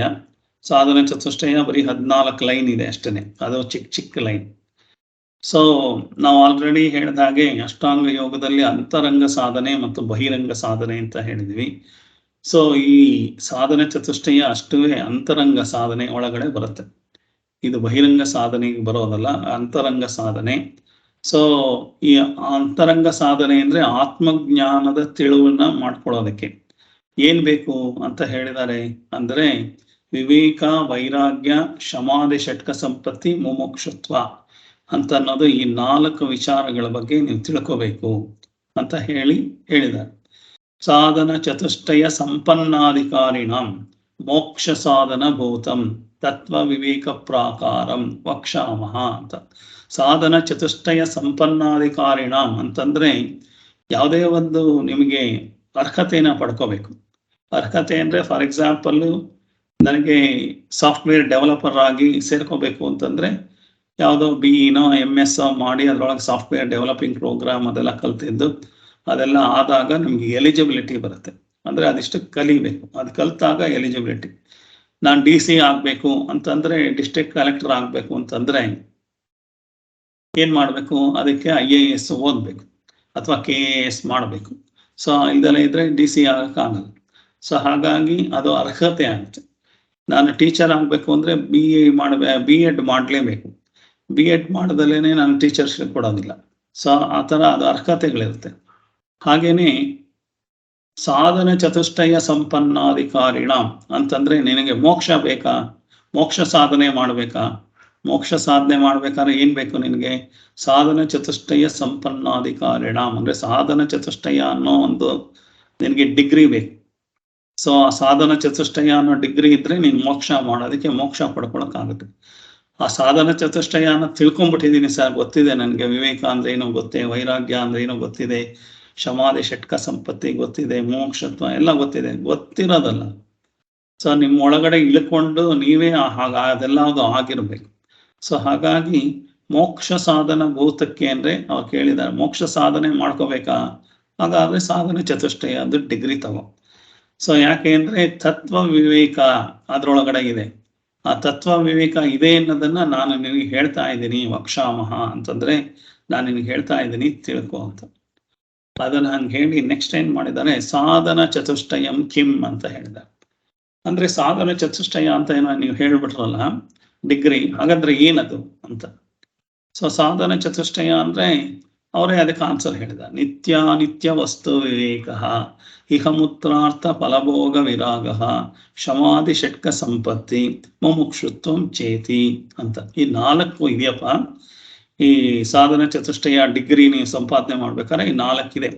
ನಿತ್ಯ ವಸ್ತು ವಿವೇಕ ಅಂತಂದ್ರೆ ಯಾವುದು ನಿತ್ಯವಾದ ವಸ್ತು, ಅನಿತ್ಯವಾದ ವಸ್ತು, ಪರ್ಮನೆಂಟ್ ಆಗಿರೋ ವಸ್ತು ಯಾವುದು, ಇಂಪರ್ಮನೆಂಟ್ ಆಗಿರೋ ವಸ್ತು ಯಾವುದು ಅನ್ನೋದು ಮೊದಲನೇ ಡಿಗ್ರಿ. ಅಂದ್ರೆ ಅದನ್ನ ವಿವೇಕ ಅಂತ ಹೇಳಿದ್ದಾರೆ, ಅದನ್ನ ಕರಿಬೇಕು, ಕಲ್ತ್ಕೋಬೇಕು ಅಂತ. ಇಹ ಮೂತ್ರಾರ್ಥ ಫಲಭೋಗ ವಿರಾಗ ಅಂತ ಹೇಳಿದ್ದಾರೆ. ಇಹ ಮೂತ್ರಾರ್ಥ ಫಲಭೋಗ ವಿರಾಗ. ನಮ್ದು ಯಾವಾಗ್ಲೂ ಯೋಚನೆ ಏನಪ್ಪಾ ಇರುತ್ತೆ ಅಂತಂದ್ರೆ, ನಮ್ಗೆ ಈಗ ಏನ್ ಸಿಗ್ಬೇಕು, ಮುಂದೆ ಏನ್ ಸಿಗ್ಬೇಕು ಅನ್ನೋದ್ರ ಹಿಂದೆನೆ ಓಡಾಡ್ತಾ ಇದ್ದೀವಿ ಜೀವನ ಪೂರ್ತಿ. ಸೊ ಅದ್ರೊಳಗೆ ಏನ್ ಹೇಳಿದಾರೆ, ಇಹ ಮೂತ್ರಾರ್ಥ. ಇಹ ಅಂದ್ರೆ ಇಲ್ಲಿ ಇದು, ಮೂತ್ರಾರ್ಥ ಅಂದ್ರೆ ಮುಂದೆ ನನಗೆ ಸ್ವರ್ಗ ಸಿಗ್ಬೇಕು, ಅದ್ಬೇಕು ಅಂತ ಬರೀ ಮನಸ್ಸಿನಲ್ಲಿ ಹೇಳ್ಕೊಂಡ್ಬಿಟ್ಟು ನೀನ್ ಮಾಡ್ತಾ ಇದ್ರೆ ಆ ಫಲ ಭೋಗ ವಿರಾಗ ಅಂತಂದ್ರೆ ಅದನ್ನ ಹಿಡ್ಕೊಳಕ್ ಓಡೋಗ್ತಾ ಇದೆಯಲ್ಲ, ಅದನ್ನ ಮಾಡೋದನ್ನ ಬಿಟ್ಟು ವಿವೇಕ ತಿಳ್ಕೊಂಡು ಯಾವುದು ಸತ್ಯ ಇದೆ, ಯಾವುದು ನಿತ್ಯ ಇದೆ ಅದ್ರ ಹಿಂದೆ ಹೋಗ್ಬೇಕು ಅಂತ ಹೇಳಿದಾಗ, ಈ ಎಲ್ಲಾ ವಿಚಾರಗಳು ಪ್ರಾಪಂಚಿಕ ವಿಚಾರದ ಹಿಂದೆ ಓಡೋಗೋದು ನಿಂತು ಹೋಗಿದ್ರೆ ಅದನ್ನ ವಿರಾಗ ಅಂತ ಹೇಳಿದ್ದಾರೆ. ಇಂಗ್ಲಿಷ್ ನಲ್ಲಿ ಮೊದಲನೇ ವಿವೇಕ ಅಂದ್ರೆ ಡಿಸ್ಕ್ರಿಮಿನೇಷನ್ ಅಂತ ಹೇಳಿದ್ರೆ, ಎರಡನೇದಕ್ಕೆ ಡಿಸ್ಪ್ಯಾಷನ್ ಅಂತ ಹೇಳ್ತಾರೆ. ಸಾಮಾನ್ಯಕ್ಕೆ ಡಿಟ್ಯಾಚ್ಮೆಂಟ್ ಅಂತ ಹೇಳ್ಬೋದು. ಅಟ್ಯಾಚ್ಮೆಂಟು ಡಿಟ್ಯಾಚ್ಮೆಂಟ್ ಅಂತ ಹೇಳಿದಾಗ ಇದು ಡಿಟ್ಯಾಚ್ಮೆಂಟ್. ಡಿಸ್ಕ್ರಿಮಿನೇಷನ್ ಅಂದ್ರೆ ವಿಸ್ಡಮ್ ಅಂತ ಹೇಳ್ಬೋದು. ಆದ್ರೆ ನಮ್ಗೆ ಈ 4 Ds ಅಂತ ಅರ್ಥ ಆಗ್ಲಿ ಅಂತ ಅದನ್ನ ಡಿ ಅಂತ ಹೇಳ್ತಾ ಇದ್ದೀನಿ. ಮೊದಲನೇದು ಡಿಸ್ಕ್ರಿಮಿನೇಷನ್, ಎರಡನೇದು ಡಿಸ್ಪ್ಯಾಷನ್ ಅಂದ್ರೆ ವೈರಾಗ್ಯ ಅಂತ. ಶಮಾದಿ ಷಟ್ಕ ಸಂಪತ್ತಿ ಅಂತಂದ್ರೆ ಅದಲ್ದಲೇನೆ ಈ ಶಮ ಆದಿ ಷಟ್ಕ ಸಂಪತ್ತಿ ಅಂದ್ರೆ, ಶಮ ಆದಿ ಅಂದ್ರೆ ಶಮ ದಮ ಉಪರಮ ತಿತಿಕ್ಷಾ ಶ್ರದ್ಧಾ ಸಮಾಧಾನ ಅನ್ನೋದು ಈ 6 ಕ್ವಾಲಿಟೀಸ್ ಇದೆ. ಈ ಕ್ವಾಲಿಟೀಸು ಷಟ್ಕ ಸಂಪತ್ತಿ ಅಂದ್ರೆ ಇಂಟರ್ನಲ್ ವೆಲ್ತ್, ಅದನ್ನ ನೀನ್ ಪಡ್ಕೋಬೇಕು ಅಂತ. ಸೊ ಅದನ್ನ ಡಿಸಿಪ್ಲಿನ್ ಅಂತ ಕರಿಬಹುದು, 3ನೇ ಡಿ. 4ನೇ ಡಿ ಏನಪ್ಪಾ ಅಂದ್ರೆ ಮುಮುಕ್ಷುತ್ವಂ ಚೇತಿ. ಇದೆಲ್ಲ ತಿಳ್ಕೊಳ್ಳೋದು, ಇಷ್ಟೆಲ್ಲ ಹೇಳಿದ್ರಲ್ಲ 1 2 3. ಮೊದಲನೇ ಡಿ ವಿವೇಕ, 2ನೇ ಡಿ ವೈರಾಗ್ಯ, 3ನೇ ಡಿ ಡಿಸಿಪ್ಲೀನು. ಈ 6 ಡಿಸಿಪ್ಲೀನು ಅದಾದ್ಮೇಲೆ ಅದು 3 ಯಾಕೆ ತಿಳ್ಕೊಬೇಕು ಅಂದ್ರೆ ಮುಮುಕ್ಷುತ್ವಂ ಚೇತಿ ಅಂತಂದ್ರೆ ನನಗೆ ಮೋಕ್ಷದ ಆಸೆ, ಮೋಕ್ಷದ ಡಿಸೈರ್ ಇರ್ಬೇಕು. ನಾನು ಇದೆಲ್ಲ ಮಾಡ್ಬಿಟ್ಟು ಏನೋ ನನಗೆ ಏನು ಕೊನೆಗೆ ಏನ್ ಬೇಕು ಜೀವನದಲ್ಲಿ ಅಂತಾನೆ ಗೊತ್ತಿಲ್ದಲೇ ಇದ್ರೆ ಅದಕ್ಕೋಸ್ಕರ ಮೋಕ್ಷದ ಆಸೆನೂ ಇರಬೇಕು. ಅದು ಮುಮುಕ್ಷುತ್ವಂ ಚೇತಿ, ಅದಕ್ಕೆ ಡಿಸೈರ್ ಅಂತ ಹೇಳ್ತಾರೆ. ಸೊ ಹಾಗಾದ್ರೆ 4 Ds ಅನ್ನೋದೇ ಕ್ವಾಲಿಫಿಕೇಶನ್. Discrimination, dispassion. ಯಾರೋ ವಿಡಿಯೋ ಆಡಿಯೋದಲ್ಲಿ ಬಂದಿದ್ದೀರಲ್ಲಮ್ಮ, ಆಡಿಯೋ ಆಫ್ ಮಾಡ್ಕೋತೀರಾ? somebody has come in audio ವಿಡಿಯೋದಲ್ಲಿ ಬರಬೇಡಿ ದಯವಿಟ್ಟು. ಸೊ 4 Ds ಅಂದ್ರೆ discrimination, dispassion, discipline and desire ಅಂತ. ಡಿಸೈರ್ ಅಂದ್ರೆ ನಾನು ಪ್ರಪಂಚಿಕವಾಗಿ ಬೇಕಾಗಿರೋ ಡಿಸೈರ್ ಅಲ್ಲ, ಧರ್ಮಾರ್ಥ ಕಾಮ ಮೋಕ್ಷ ಅಂತ. ಮೋಕ್ಷ ಅನ್ನೋ ಕೊನೆದಿದೆಯಲ್ಲ, ಅದು ಆ ಮೋಕ್ಷ ಪಡ್ಕೊಳ್ಳೋದಕ್ಕೋಸ್ಕರ ಇರೋವಂಥದ್ದು. ಸೊ ಸಾಮಾನ್ಯ ವೇದಾಂತದಲ್ಲಿ ಏನ್ ಹೇಳ್ತಾರೆ ಅಂದ್ರೆ, ನಮ್ಗೆ ಗೊತ್ತಿರೋದು 2 ಥರ ವಿದ್ಯೆಗಳಿದೆ. ಒಂದು ಅಪರಾವಿದ್ಯೆ, ಒಂದು ಪರಾವಿದ್ಯೆ ಅಂತ ಹೇಳ್ತಾರೆ. ಅಪರಾವಿದ್ಯೆ ಅಂತಂದ್ರೆ ನಾವು ವಸ್ತು, ನಾವು ಅಲ್ದಲೇ ಇರೋದೆಲ್ಲ ಅದನ್ನು ತಿಳ್ಕೊಳ್ಳೋದು. ಫಾರ್ ಎಕ್ಸಾಂಪಲ್, ಎದುರುಗಡೆ ಲೋಟ ಇದೆ, ಅಥವಾ ಎದುರುಗಡೆ ಕರಣಿ ಇದೆ, ಎದುರುಗಡೆ ಕಂಪ್ಯೂಟರ್ ಇದೆ, ಎದುರುಗಡೆ ಜನಗಳಿದ್ದಾರೆ, ಪ್ರಾಣಿಗಳಿದ್ದಾರೆ, ಕಾಡಿದೆ, ಬೆಟ್ಟ ಇದೆ, ಗುಡ್ಡ ಇದೆ, ಬೇಕಾದಷ್ಟು ಯೂನಿವರ್ಸ್ ಇದೆ, ನಕ್ಷತ್ರ ಇದೆ, ಅದಿದೆ ಇದಿದೆ ಅಂತಂದ್ರೆ ಅದ್ ನಾನಲ್ಲ. ನಾನು ಇಲ್ದಲೇ ಇರೋದು ಯಾವ್ಯಾವ್ದಿದೆ ಅದನ್ನೆಲ್ಲ ತಿಳ್ಕೊಳ್ಳೋದು ಪ್ರಾಪಂಚಿಕವಾದ ಜ್ಞಾನ. ಅದನ್ನ ಅಪರಾವಿದ್ಯೆ ಅಂತ ಕರೆದಿದ್ದಾರೆ.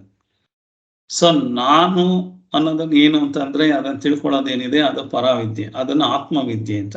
ನಾನು ಅಂತಂದ್ರೆ ನನ್ನ ಕಣ್ಣು, ನನ್ನ ಕಿವಿ, ನನ್ನ ಮುಖು, ನನ್ಗೆ ಗೊತ್ತಿಲ್ವಾ ಸರ್ ನಾನು ಅಂದ್ರೆ, ಬೇಕಾದಷ್ಟು ನನಗೆ ಅಹಂಕಾರ ಇದೆ, ನಾನು ಅಂದ್ರೆ ಗೊತ್ತಿಲ್ವಾ ನನ್ನ ಡಿಗ್ರಿ, ಅದನ್ನೂ ಪರಾವಿದ್ಯೆ. ಅದೆಲ್ಲ ಹೊರಗಡೆಯಿಂದ ಇರೋ ವಿದ್ಯೆ. ಹಾಗಾಗಿ ಅದ್ಯಾವುದು ನೀನಲ್ಲ, ಎಕ್ಸಾಕ್ಟ್ ಆಗಿ ನೀನು ಅಂತ ಏನ್ ತಿಳ್ಕೊಳ್ಳೋದಿದೆ ಅದನ್ನ ಪರಾವಿದ್ಯೆ ಅಂತಿದ್ದಾರೆ. ಅಪರಾವಿದ್ಯೆ ಅಂದ್ರೆ ನನಗೆ ಸಂಬಂಧ ಪಡೆದಲೇ ಇರೋ ವಿಚಾರಗಳು, ಆ ನಾನು ಅನ್ನೋದು ಯಾರು ಅಂತ ಅನ್ನೋದನ್ನು ತಿಳ್ಕೊಳ್ಳೋದೇನಿದೆ ಅದು ಪರಾವಿದ್ಯೆ. ಆತ್ಮಜ್ಞಾನ ಅದನ್ನು ಇಂಗ್ಲಿಷ್ನಲ್ಲಿ ಸಬ್ಜೆಕ್ಟಿವ್ ನಾಲೆಡ್ಜ್, ಆಬ್ಜೆಕ್ಟಿವ್ ನಾಲೆಡ್ಜ್ ಅಂತ ಹೇಳ್ತಾರೆ. ಆಬ್ಜೆಕ್ಟಿವ್ ನಾಲೆಡ್ಜ್ ಅಂದ್ರೆ ಹೊರಗಡೆ ಇದು ಎಲ್ಲಾವುದು ಆಬ್ಜೆಕ್ಟ್, ನನಗೆ ನೀವು ಆಬ್ಜೆಕ್ಟ್. ನೀವು ಮನುಷ್ಯರಾಗಿರ್ಬೋದು, ನನಗೆ ನೀವು ಎದುರುಗಡೆ ಇರೋದ್ರಿಂದ ನಾನು ಅಲ್ದಲೇ ಇರೋದ್ರಿಂದ ನೀವು ಆಬ್ಜೆಕ್ಟ್ ಆಗ್ತೀರಿ. ನಿಮ್ಮ ಬಗ್ಗೆ ತಿಳ್ಕೊಳ್ತಾ ಇದ್ದೀನಿ ಅಂದ್ರೆ ನೀವು ಆಬ್ಜೆಕ್ಟ್. ನೀವು ಮುಂದ್ಗಡೆ ಯಾರೋ ಇದ್ದಾರೆ ಅಂತಂದ್ರೆ ಅವ್ರು ಆಬ್ಜೆಕ್ಟ್ ಆಗ್ಬಿಡ್ತಾರೆ. ಸೊ ನನಗೆ ಅವ್ರ ಆಬ್ಜೆಕ್ಟ್ ಆದ್ರೆ ಅವರಿಗೆ ನಾನು ಆಬ್ಜೆಕ್ಟ್ ಆಗ್ತೀನಿ. ಹಾಗಾಗಿ ಆಬ್ಜೆಕ್ಟಿವ್ ನಾಲೆಡ್ಜ್ ತಿಳ್ಕೊಂಡ್ರೆ ಪ್ರಯೋಜನ ಇಲ್ಲ. ಅಥವಾ ಸೈಂಟಿಫಿಕ್ ನಾಲೆಡ್ಜ್ಗಳು ಎಲ್ಲಾವುದು ಆಬ್ಜೆಕ್ಟಿವ್ ನಾಲೆಡ್ಜ್, ಯಾವುದೋ ಒಂದು ವಸ್ತುವಿನ ಬಗ್ಗೆ ತಿಳ್ಕೊಳ್ಳುವಂಥ ಜ್ಞಾನ. ಅದನ್ನು ಬಿಟ್ಟು ನಾವು ಪರಾವಿದ್ಯೆ ತಿಳ್ಕೋಬೇಕು. ಅಪರಾವಿದ್ಯೆ ತಿಳ್ಕೊಂಡ್ರೆ ಅಪರಾವಿದ್ಯೆನ ಆಬ್ಜೆಕ್ಟಿವ್ ನಾಲೆಡ್ಜ್ ಅಂತಾರೆ, ಪರಾವಿದ್ಯೆನ ಸಬ್ಜೆಕ್ಟಿವ್ ನಾಲೆಡ್ಜ್ ಅಂತ. ಸಬ್ಜೆಕ್ಟ್ ಅಂದ್ರೆ ನಾನೇ ಸಬ್ಜೆಕ್ಟ್, ಬಾಕಿದೆಲ್ಲ ಆಬ್ಜೆಕ್ಟ್. ಸೊ ಸಬ್ಜೆಕ್ಟಿವ್ ನಾಲೆಡ್ಜ್ನ ತಿಳ್ಕೊಳ್ಳೋದಕ್ಕೆ ಪರಾವಿದ್ಯೆ ಅಂತ ಯಾರ ತಿರ್ಗಾ ಬಂದ್ರು. ದಯವಿಟ್ಟು ಸತ್ಯಲಕ್ಷ್ಮಿ ಅಂತ ಕಾಣುತ್ತೆ. ವಿಡಿಯೋ ಆಡಿಯೋದಲ್ಲಿ ಬರಬೇಡಿ ಅಮ್ಮ, ಆಡಿಯೋ ಆಫ್ ಮಾಡ್ಕೊಳ್ಳಿ ಎಲ್ರೂ.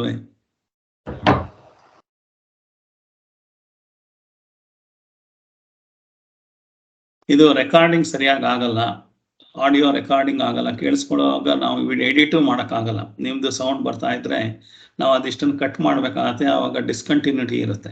ಆ ವಿಡಿಯೋ ಹಾಕಿದಾಗ ಡಿಸ್ಕಂಟಿನ್ಯೂ ಆಗುತ್ತೆ. ಯಾಕೆಂದ್ರೆ ನೀವೇನೋ ಮಾತಾಡಿರ್ತೀರಾ, ನೀವೇನೋ ಶಬ್ದ ಮಾಡಿರ್ತೀರಾ, ನನ್ನ ಶಬ್ದ ನಿಮ್ಮ ಶಬ್ದ ಎರಡು ಮಿಕ್ಸ್ ಆಗಿ ರೆಕಾರ್ಡ್ ಆಗಿರುತ್ತೆ.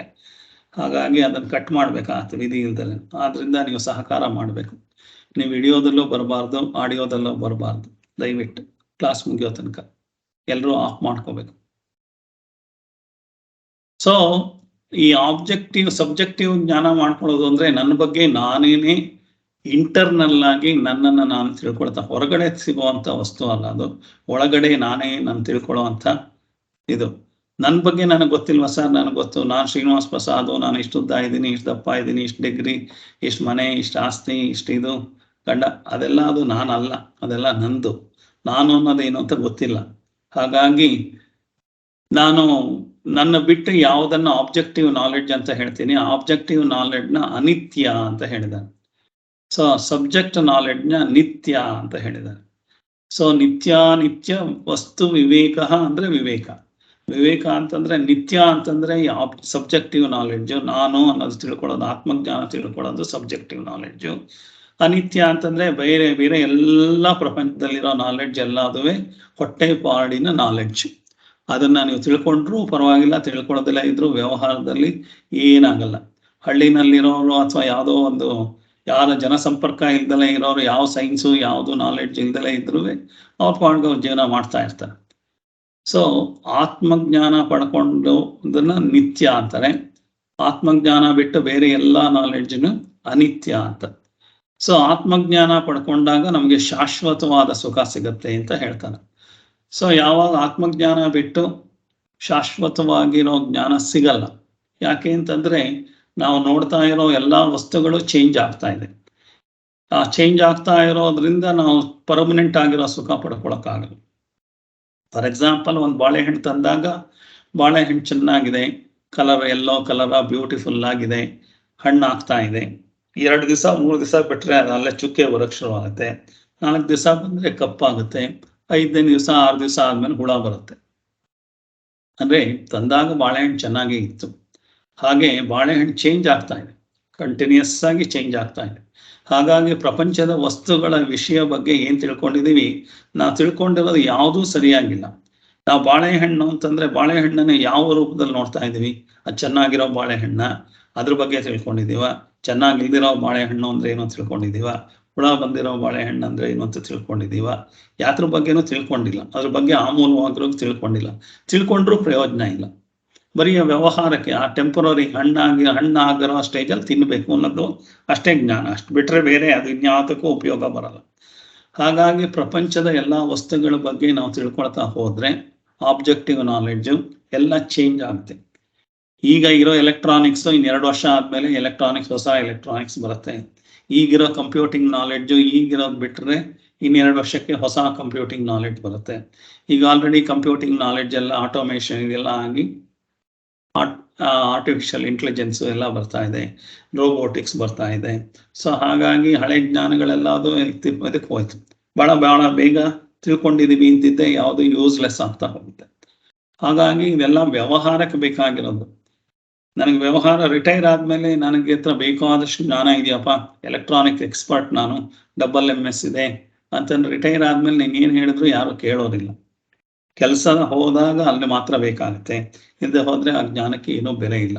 ನನಗೆ ದುಡ್ಡೇ ಬೇಡ ಅಂತಂದರೆ, ಅದರಿಂದ ನನಗೆ ದುಡ್ಡು ಬೇಡ ಅಂತಂದರೆ ಆ ಜ್ಞಾನ ತೊಗೊಂಡೋಗಿ ಡಸ್ಟ್ಬಿನ್ಗೆ ಹಾಕ್ಬೋದು. ಅದಕ್ಕೋಸ್ಕರ ಅಂತ ಡಿಗ್ರಿ ಪಡ್ಕೊಳ್ಳೋದಕ್ಕೆ 25 ವರ್ಷ ಕಷ್ಟಪಡ್ತೀವಿ, 25-26 ವರ್ಷ ಕೋಟಿ ಲಕ್ಷಾಂತರ ರೂಪಾಯಿ ಬೇರೆ ಖರ್ಚು ಮಾಡ್ತೀವಿ. ಆತ್ಮಜ್ಞಾನ ಪಡ್ಕೊಳ್ಳೋದಕ್ಕೆ ನಾವು ಏನು ಪ್ರಯತ್ನನೇ ಮಾಡಲ್ಲ. ಯಾವುದನ್ನ ಡಸ್ಟ್ಬಿನ್ನಿಗೆ ಹಾಕುವಂಥ ನಾಲೆಡ್ಜ್ ಇದೆ ಅದನ್ನು ಪಡ್ಕೊಳ್ಳೋದಕ್ಕೆ ಬೇಕಾದಷ್ಟು ಕಷ್ಟಪಡ್ತೀವಿ. ಆತ್ಮಜ್ಞಾನ ಅದು ಪರ್ಮನೆಂಟ್ ಆಗಿರೋವಂಥದ್ದು. ಬಾಳೆಹಣ್ಣು ಕೊಳೆತು ಹೋಗುತ್ತೆ 6 ದಿವಸ ಆದಮೇಲೆ ಅಂತಂದರೆ, ದೇಹನೂ ಹಾಗೆ ಕೊಳೆತು ಹೋಗುತ್ತೆ 100 ವರ್ಷ ಆದಮೇಲೆ. ಸೊ ಹಾಗಾಗಿ ಅದ್ರ ಬಗ್ಗೆ ತಿಳ್ಕೊಂಡ್ರೂ ಪ್ರಯೋಜನ ಇಲ್ಲ. ಮನಸ್ಸು ಗಳಿಗೆಗೇನೆ ಕೊಳೆತಾ ಇರುತ್ತೆ. ಹಾಗಾಗಿ ಕೊಳೆಯುವುದು ಅಚ್ಚರಿ ಅಲ್ಲ, ಕೊಳೆಯುವುದಿರುವುದು ಅಚ್ಚರಿ ಅಂತ ಹೇಳೋದು. ಕೊಳೆಯುವುದು ಅಚ್ಚರಿ ಅಲ್ಲ, ಕೊಳೆಯದಿರುವುದು ಅಚ್ಚರಿ ಅಂತ DVG ಅವ್ರು ಹೇಳ್ತಾರೆ. ಅಂದ್ರೆ ಕೊಳೆಯುತ್ತಾ ಇರೋ ಎಲ್ಲ ವಿಚಾರಗಳನ್ನು ತಿಳ್ಕೊಳ್ಳೋದ್ರೊಳಗೆ ಏನೂ ಇಲ್ಲ. ಕೊಳೆಯುವುದು ಅಚ್ಚರಿ ಅಲ್ಲ, ಕೊಳೆಯದಿರುವುದು ಅಚ್ಚರಿ ಅಂತ ವಿಚಾರ ಯಾವುದು ಅಂದ್ರೆ ಆತ್ಮಜ್ಞಾನ. ಈ ಆತ್ಮಕ್ಕೆ ಸಾವಿಲ್ಲ, ಆತ್ಮ ವಿಕಾರ ಇಲ್ಲ. ಷಡ್ವಿಕಾರಗಳು ಅಂತ ಹೇಳಿದ ಹಾಗೇನೆ ದೇಹಕ್ಕೆ ಏನಾಗುತ್ತೆ, ಜಾಯತೆ, ವರ್ಧತೆ, ವಿಪರಿಣಮತೆ, ಅಪಕ್ಷೀಯತೆ, ವಿನಶ್ಯತೆ, ಅಸ್ಥಿ ಅಂತ ಒಂದು ಅಸ್ಥಿ, ಜಾಯತೆ, ವರ್ಧತೆ, ವಿಪರಿಣಮತೆ, ಅಪಕ್ಷೀಯತೆ, ವಿನಶ್ಯತೆ ಅಂತೆ ಈ 6 ವಿಕಾರಗಳು ಪ್ರತಿಯೊಂದು ವಸ್ತುಗೂ ಇದೆ. ಇನ್ಕ್ಲೂಡಿಂಗ್ ಒಂದು ಸಣ್ಣ ಬಾಳೆಹಣ್ಣಿಂದ ಹಿಡಿದು, ಒಂದು ಸಾಸಿವೆ ಕಾಳಿಂದ ಹಿಡಿದು, ಬೆಟ್ಟ ಗುಡ್ಡ ಪರ್ವತ ನಕ್ಷತ್ರ ಭೂಮಿನೇ ಇಟ್ಕೊಂಡು, ಸೂರ್ಯನೇ ಇಟ್ಕೊಂಡ್ರು, ಆ ಸೂರ್ಯನಿಗೆ ಆಗ್ಲಿ ಅಸ್ಥಿ ಅಂದ್ರೆ ಒಂದು ಹುಟ್ಟಿದ ದಿವಸ ಇದೆ.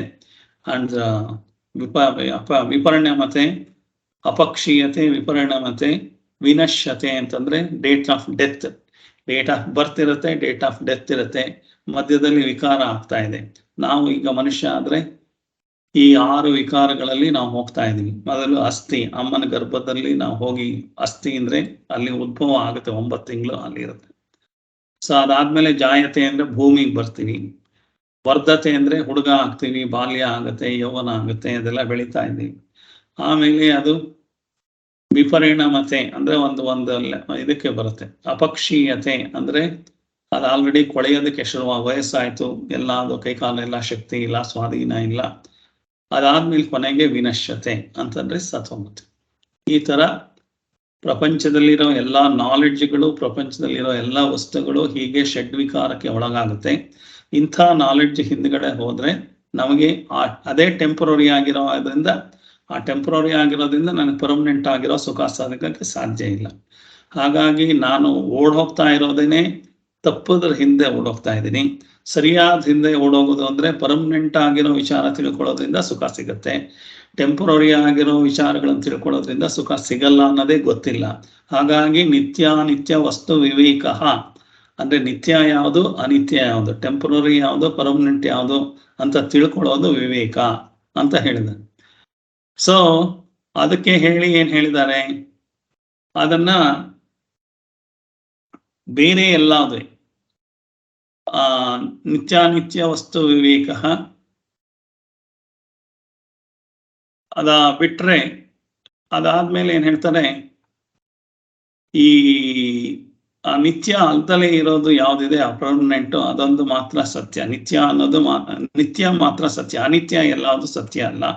ಅದನ್ನೇ ತತ್ವ ವಿವೇಕ ಅಂತ ಹೇಳಿದ್ದಾರೆ, ಅದೇ ಸತ್ಯ ಅಂತ ಹೇಳಿದ್ದಾರೆ. ನಿತ್ಯ ಅಂತಂದ್ರೆ ಯಾವುದು ನಿತ್ಯವಾಗಿರುತ್ತೆ ಅಂದ್ರೆ ಪರ್ಮನೆಂಟ್ ಆಗಿರುತ್ತೆ, ಅದು ಶಾಶ್ವತವಾದ ಜ್ಞಾನ. ಅದನ್ನ ತಿಳ್ಕೊಳ್ಳೋದಕ್ಕೆ ಮನುಷ್ಯ ಪ್ರಯತ್ನ ಮಾಡಬೇಕು. ಈ ಜ್ಞಾನ ಏನ್ ಪಡ್ಕೊಂಡಿದೀವಿ ಅಂದ್ರೆ ಈ ಒಂದು ನಿತ್ಯ ಜ್ಞಾನ ಅಂದ್ರೆ ಆತ್ಮಜ್ಞಾನ ತಿಳ್ಕೊಂಡಿದ್ರೆ ಸತ್ತ ಮೇಲೂ ಅದು ನಮ್ಮ ಜೊತೆಗೆ ಬರುತ್ತೆ. ಬಾಕಿ ಪ್ರಾಪಂಚಿಕ ಜ್ಞಾನಗಳು ನಾವು ಸತ್ತ ಮೇಲೆ ನಮ್ಮ ಜೊತೆ ಬರಲ್ಲ. ಎಲ್ಲ ವಸ್ತುಗಳು, ನನ್ನ ಮನೆ, ಮಠ, ಆಸ್ತಿ ಎಲ್ಲ ಅದು ಇಲ್ಲೇ ಬಿಟ್ಟು ಹೋಗೋ ಹಾಗೆ ಈ ಪ್ರಾಪಂಚಿಕವಾಗಿ ನಾನು ಕಂಪ್ಯೂಟರ್ ನಾಲೆಡ್ಜ್ ಪಡ್ಕೊಂಡಿದ್ದೀನಿ, ಆ ನಾಲೆಡ್ಜ್ ಈ ನಾಲೆಡ್ಜ್ ಅಂದ್ರೆ ಅದೆಲ್ಲ ಟೆಂಪರರಿ ನಾಲೆಡ್ಜ್ ಆಗಿಂದ ಇಲ್ಲೇ ಸತ್ತು ಹೋಗುತ್ತೆ. ಆದ್ರೆ ಆತ್ಮಜ್ಞಾನ ಪಡ್ಕೊಂಡಿರೋದು ಈ ಜನ್ಮದಲ್ಲಿ ಎಲ್ಲಿಗೆ ನಿಲ್ಸಿದಿರೋ ಅಲ್ಲಿಂದ ಮುಂದೆ ಕಲ್ತ್ಕೊಳ್ಳೋದಕ್ಕೆ ಎಲ್ಲ ಜ್ಞಾಪಕನೂ ಇರುತ್ತೆ. ಹಾಗಾಗಿ ಯಾರೋ ಒಂದು ಮಗು ಹಾಡು ಹೇಳ್ತಾ ಇದೆ, ಸಂಗೀತ ಬರ್ತಾ ಇದೆ ಹುಟ್ಟಿಸಿದ್ದಾಗೇನೆ ಅಂತಂದ್ರೆ ಆ ಸಂಗೀತ ಜ್ಞಾನ ಅನ್ನೋದು ಓಂಕಾರ ಜ್ಞಾನ, ಅದು ಆತ್ಮಜ್ಞಾನ. ಅದರಿಂದ ತಕ್ಷಣ ಚಕ ಚಕ ಚಕ ಅಂತ ಅದು ಸಂಗೀತ ಹೇಳಕ್ ಶುರು ಮಾಡ್ಬೋದು. 2 ವರ್ಷದ್ದೇನೆ ಒಳ್ಳೆ ಕೀರ್ತನೆ ಹೇಳ್ಬೋದು. ಆದ್ರೆ ಹಿಂದೂ ಜನ್ಮದಲ್ಲಿ ಮಾಡಿರೋದ್ರಿಂದ ಈಗ ಮಂತ್ರಗಳ ಟಕ ಅಂತ ಬರ್ಬೋದು. ಸೊ ಈಗ ಮುಂದೆ ಎಲ್ಲಾವುದು ಆಗ್ಬೋದು.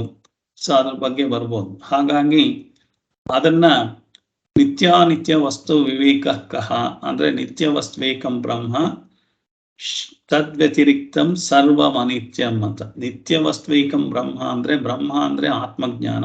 ಆತ್ಮಜ್ಞಾನ ಮಾತ್ರ ಪರ್ಮನೆಂಟ್ ಆಗಿರೋದು. ತದ್ವ್ಯತಿರಿಕ್ತ ಅದು ಬಿಟ್ಟು ಬೇರೆ ಏನೇನಿದೆ ಸರ್ವಮನಿತ್ಯಂ ಎಲ್ಲವುದು ಅನಿತ್ಯವಾಗಿರೋದು. ಅಯಮೇವ ನಿತ್ಯಾನಿತ್ಯ ವಸ್ತು ವಿವೇಕ.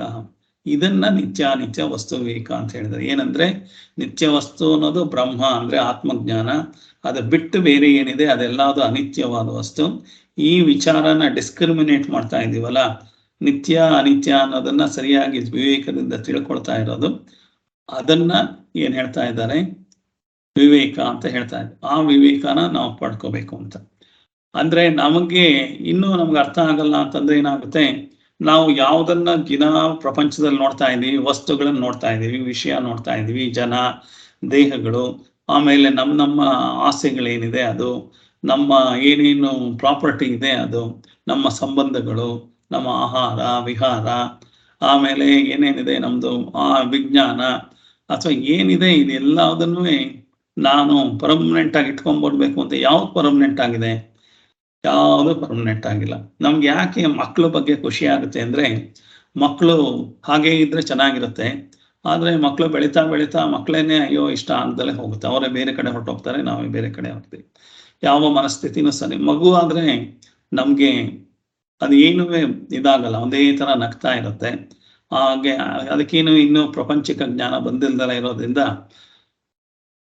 ಸೊ ಹಾಗಾಗಿ ಮಗುನ್ ನೋಡೋದಕ್ಕೆ ಎಲ್ರಿಗೂ ಖುಷಿ ಆಗುತ್ತೆ.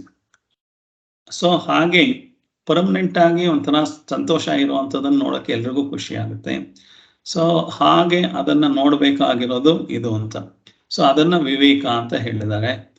ಸೊ ಪ್ರಾಪಂಚಿಕ ಜ್ಞಾನ ಬಿಟ್ಟು ಆತ್ಮಜ್ಞಾನದ ಕಡೆಗೆ ಬರೋದನ್ನ ವಿವೇಕ. ಅದನ್ನ ವಿವೇಕದಲ್ಲಿ ತಿರ್ಗಾ ಏನ್ ಹೇಳಿದ್ದಾರೆ ಅಂದ್ರೆ 2 ತರ ವಿವೇಕ ಇದೆ. ಒಂದು ಧರ್ಮ ವಿವೇಕ, ಇನ್ನೊಂದು ಬ್ರಹ್ಮ ವಿವೇಕ ಅಂತ. ಧರ್ಮ ವಿವೇಕ ಅಂತಂದ್ರೆ ಅದರೊಳಗೆ ಧರ್ಮ ಅಧರ್ಮ ಅಂದ್ರೆ ಏನು, ಅಧರ್ಮ ಅಂದ್ರೆ ಏನು ಅಂತ ವಿವೇಕದ ಬಗ್ಗೆ ಇದೆಲ್ಲ ಡೀಟೇಲ್ ಆಗಿ ಪಾಠ ಮಾಡಿದ್ದೀನಿ, ನಿಮ್ಗೆ ಗೊತ್ತಿರ್ಲಿ ಅಂತ ಹೇಳ್ತಾ ಇದ್ದೀನಿ. ಶ್ರೇಯಸ್ಸು ಪ್ರೇಯಸ್ಸು ನಮ್ಗೆ ಇಷ್ಟವಾಗಿರೋದು ಅಂದ್ರೆ ಪರ್ಮನೆಂಟ್ ಆಗಿ ಇಷ್ಟ ಆಗುವಂಥದ್ದು ಅದು ಯಾವ್ಯಾವಿದೆ, ಪರ್ಮನೆಂಟು ಇಂಪರ್ಮನೆಂಟ್ ಅಂತ. ಶ್ರೇಯಸ್ ಅಂತಂದ್ರೆ ಶ್ರೇಷ್ಠವಾದ ಜ್ಞಾನ. ಪ್ರೇಯಸ್ ಅಂದ್ರೆ ನನ್ಗೆ ಇಷ್ಟವಾದ ಜ್ಞಾನ ಬೇಕು, ಶ್ರೇಷ್ಠವಾದ ಜ್ಞಾನ ಬೇಕು ಅಂತ ತಿಳ್ಕೊಳ್ಳೋದು ಶ್ರೇಯಸ್ ಪ್ರೇಯಸ್ ವಿವೇಕ ಅಂತ. ಅಂದ್ರೆ ಸಾಧ್ಯ ಅಸಾಧ್ಯ ವಿವೇಕ, ಸಾಧನಾ ಸಾಧ್ಯ ವಿವೇಕ ಅಂತ. ಸೊ ನಾನು ಏನಾದ್ರು ಸಾಧನೆ ಮಾಡಬೇಕು ಅಂದ್ರೆ ಅದನ್ನ ಸಾಧನೆ ಮಾಡೋದಕ್ಕೆ ಒಂದು ಸಾಧನ ಬೇಕು. ಆ ಸಾಧನ ಇದ್ರೂ ನನಗೆ ಅದು ಸಾಧ್ಯ ಆಗತ್ತಾ ಅನ್ನೋದು ಹೇಗ್ ಮಾಡ್ಬೇಕು ಅಂತ ಸಾಧ್ಯ ಮಾಡ್ಕೊಳ್ಳೋದು ಅಂತ ಆ ವಿವೇಕ ಬೇಕು. ಅಂಶ ವಿವೇಕ ಅಂತ. ಫಾರ್ ಎಕ್ಸಾಂಪಲ್ ನಾನು ಕಾಯಿಲೆ ಬಂದಿದೆ ಅಂತಂದ್ರೆ, ಎಕ್ಸಾಂಪಲ್ಲು ಶುಗರ್ ಆಗಿದೆ ಅಂತಂದ್ರೆ, ಕಾಲಿನ ತುದಿ ಹೆಬ್ಬೆರಳಲ್ಲಿ ಗಾಯ ಆಯ್ತು ಅಂತಂದ್ರೆ, ಕಾಲಿನ ತುದಿ ಬೆರಳು ಅನ್ನೋದು, ಹೆಬ್ಬೆರಳು ಅನ್ನೋದು ಅದೇ ಪೂರ್ಣವಾಗಿದ್ರೂ ಅದೇ ಒಂದು ದೊಡ್ಡ ಅಂಗ. ಆದ್ರೆ ಕಾಲಿಗೆ ಸಂಬಂಧಪಟ್ಟಾಗ ಅದೊಂದು ಸಣ್ಣ ಅಂಶಿ ಆಯ್ತು. ಅಂಶ ಅಂದ್ರೆ ಕಾಲಾಯ್ತು. ಬರೀ ಅದು ಹೆಬ್ಬೆರಳನ್ನೇ ನೋಡಿದಾಗ ಅದೇ ಅಂಶಿ ಅಲ್ಲ. ಸೊ ಈಗ ಹೆಬ್ಬೆರಳು ನೋಡಿದಾಗ ಕಾಲಿಗೆ ಅದು ಅಂಶಿ ಆಯ್ತು, ಕಾಲು ಅಂಶ ಆಯ್ತು. ಸೊ ಕಾಲ್ನ ನಾವು ದೇಹಕ್ಕೆ ಕಂಪೇರ್ ಮಾಡಿದಾಗ ಕಾಲು ಅಂಶಿ ಆಯ್ತು, ದೇಹ ಅಂಶ ಆಯ್ತು. ಸೊ ಅಂದ್ರೆ ಅಂಶ ಪಾರ್ಟ್ ಅಂಡ್ ಹೋಲ್ ಅಂತ. ಪಾರ್ಟ್ ಆಗಿರೋದು ಬೇರೆ, ಹೋಲ್ ಆಗಿರೋದು ಬೇರೆ. ಸೊ ಒಂದು ಫುಲ್ ಕೇಕ್ ಇದೆ, ಅದ್ರೊಳಗೆ ಒಂದು ಸ್ಮಾಲ್ ಕೇಕ್ ಕಟ್ ಮಾಡಿದ್ರೆ ಒಂದು ಪೀಸು, ಅದು ಕೇಕೆ ಆದ್ರೂ ಪೀಸ್ ಆಫ್ ಕೇಕ್, ಅದು ನಾಟ್ ಫುಲ್ ಕೇಕ್.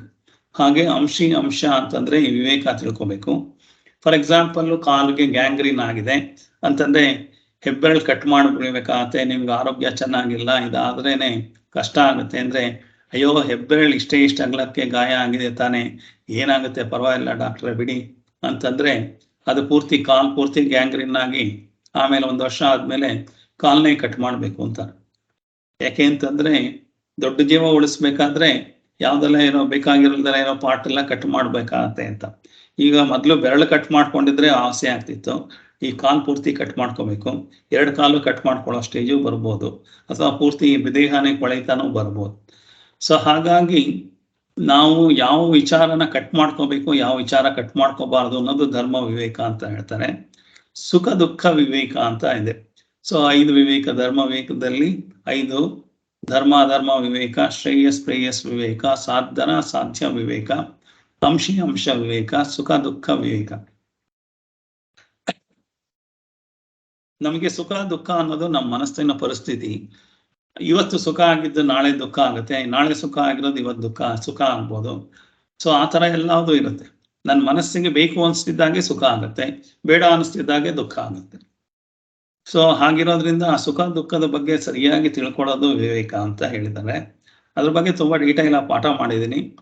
ನೀವು ಹಳೆಯದು ವಿಡಿಯೋಗಳನ್ನ ನೋಡಿ, ಆವಾಗ ಸಾಧನ ಚತುಷ್ಟಯದಲ್ಲಿ ಆ ವಿಡಿಯೋ ಹೇಗೋ ಹಾಕಿದ್ದೀನಿ, ಅದ್ರ ಬಗ್ಗೆ ಡೀಟೇಲ್ ಬೇಕಾದ್ರೆ ಅಲ್ಲಿ ನೋಡ್ಬೋದು. ಸೊ ಬ್ರಹ್ಮ ವಿವೇಕದಲ್ಲಿ ಇದು ಬರೀ ಇಲ್ಲಿರೋ ಪ್ರಪಂಚದ ವಸ್ತುಗಳಿಗೆ ಸಂಬಂಧಪಟ್ಟಿದ್ದಲ್ಲ. ಧರ್ಮ ವಿವೇಕ ಅಂದ್ರೆ ಹೊರಗಡೆ ಪ್ರಾಪಂಚಿಕ ವಸ್ತುಗಳು, ಪ್ರಾಪಂಚಿಕ ವಿಚಾರಗಳ ಬಗ್ಗೆ ತಿಳ್ಕೊಳ್ಳೋದಾದ್ರೆ, ಬ್ರಹ್ಮ ವಿವೇಕದಲ್ಲಿ ನಿತ್ಯ ಅನಿತ್ಯ ವಸ್ತು ವಿವೇಕ, ಯಾವ್ದು ಪರ್ಮನೆಂಟು ಯಾವ್ದು ಇಂಪರ್ಮನೆಂಟ್, ಅಂದ್ರೆ ನಾಟ್ ಪರ್ಮನೆಂಟ್ ಅಲ್ದಲೇ ಇರೋದಂತ. ಸೊ ಅದರ ಬಗ್ಗೆ ತಿಳ್ಕೊಳ್ಳುವಂಥದ್ದು. ಅದ್ವೈತ ದ್ವೈತ ವಿವೇಕ ಅಂತಂದ್ರೆ ನಮ್ಗೆ ಯಾವಾಗ್ಲೂ ಡ್ಯೂಯಾಲಿಟಿ ಇದೆ. ಇದ ಅದು ಒಳ್ಳೇದಾ ಇದು ಒಳ್ಳೇದಾ, ಎಲ್ಲವುದು ಡ್ಯೂಯಾಲಿಟಿ ಇದೆ. ಆ ಡ್ಯೂಯಾಲಿಟಿಯಿಂದ ನಾನ್ ಡ್ಯೂಯಾಲಿಟಿಗೆ ಬರೋದು, ಅದನ್ನ ದ್ವೈತಾದ್ವೈತ ವಿವೇಕ ಅಂತ ಹೇಳ್ತಾರೆ. ಆತ್ಮ ಅನಾತ್ಮ ವಿವೇಕ. ಆತ್ಮ ಅನಾತ್ಮ ವಿವೇಕ ಅಂತಂದ್ರೆ ನಾನು ನನ್ನ ಕೈ ಅಂತೀನಿ, ನನ್ನ ಕಾಲು ಅಂತೀನಿ, ನನ್ನ ದೇಹ ಅಂತೀನಿ, ನನ್ನ ಹೊಟ್ಟೆ, ನನ್ನ ತಲೆ, ನನ್ನ ಬುದ್ಧಿ ಅಂತೀನಿ, ನನ್ನ ಮನಸ್ಸು ಅಂತೀನಿ. ಹಾಗಾದ್ರೆ ನಾನು ಯಾರು ಅಂತಂದ್ರೆ, ನಾನು ಅಂತ ಹೇಳ್ತಾ ಇರೋನು ನನ್ನೊಳಗಡೆನೆ ಬೇರೆ ಎಲ್ಲೋ ಇದ್ದಾನೆ, ಆದ್ರೆ ಅದ್ರ ಬಗ್ಗೆ ಪರಿಚಯ ಆಗಿಲ್ಲ. ನಾನು ಅಂತ ಹೇಳ್ತಾ, ನಂದು ಅಂತ ಹೇಳ್ತಾ ಇರೋದೆಲ್ಲ ಅನಾತ್ಮ, ನಾನು ಅಂತ ಹೇಳ್ತಾ ಇರೋದು ಯಾವ್ದಿದೆ ಅದು ಆತ್ಮ. ಆತ್ಮದ ಬಗ್ಗೆ ನಾವೇನು ತಿಳ್ಕೊಳ್ಳೇ ಇಲ್ಲ.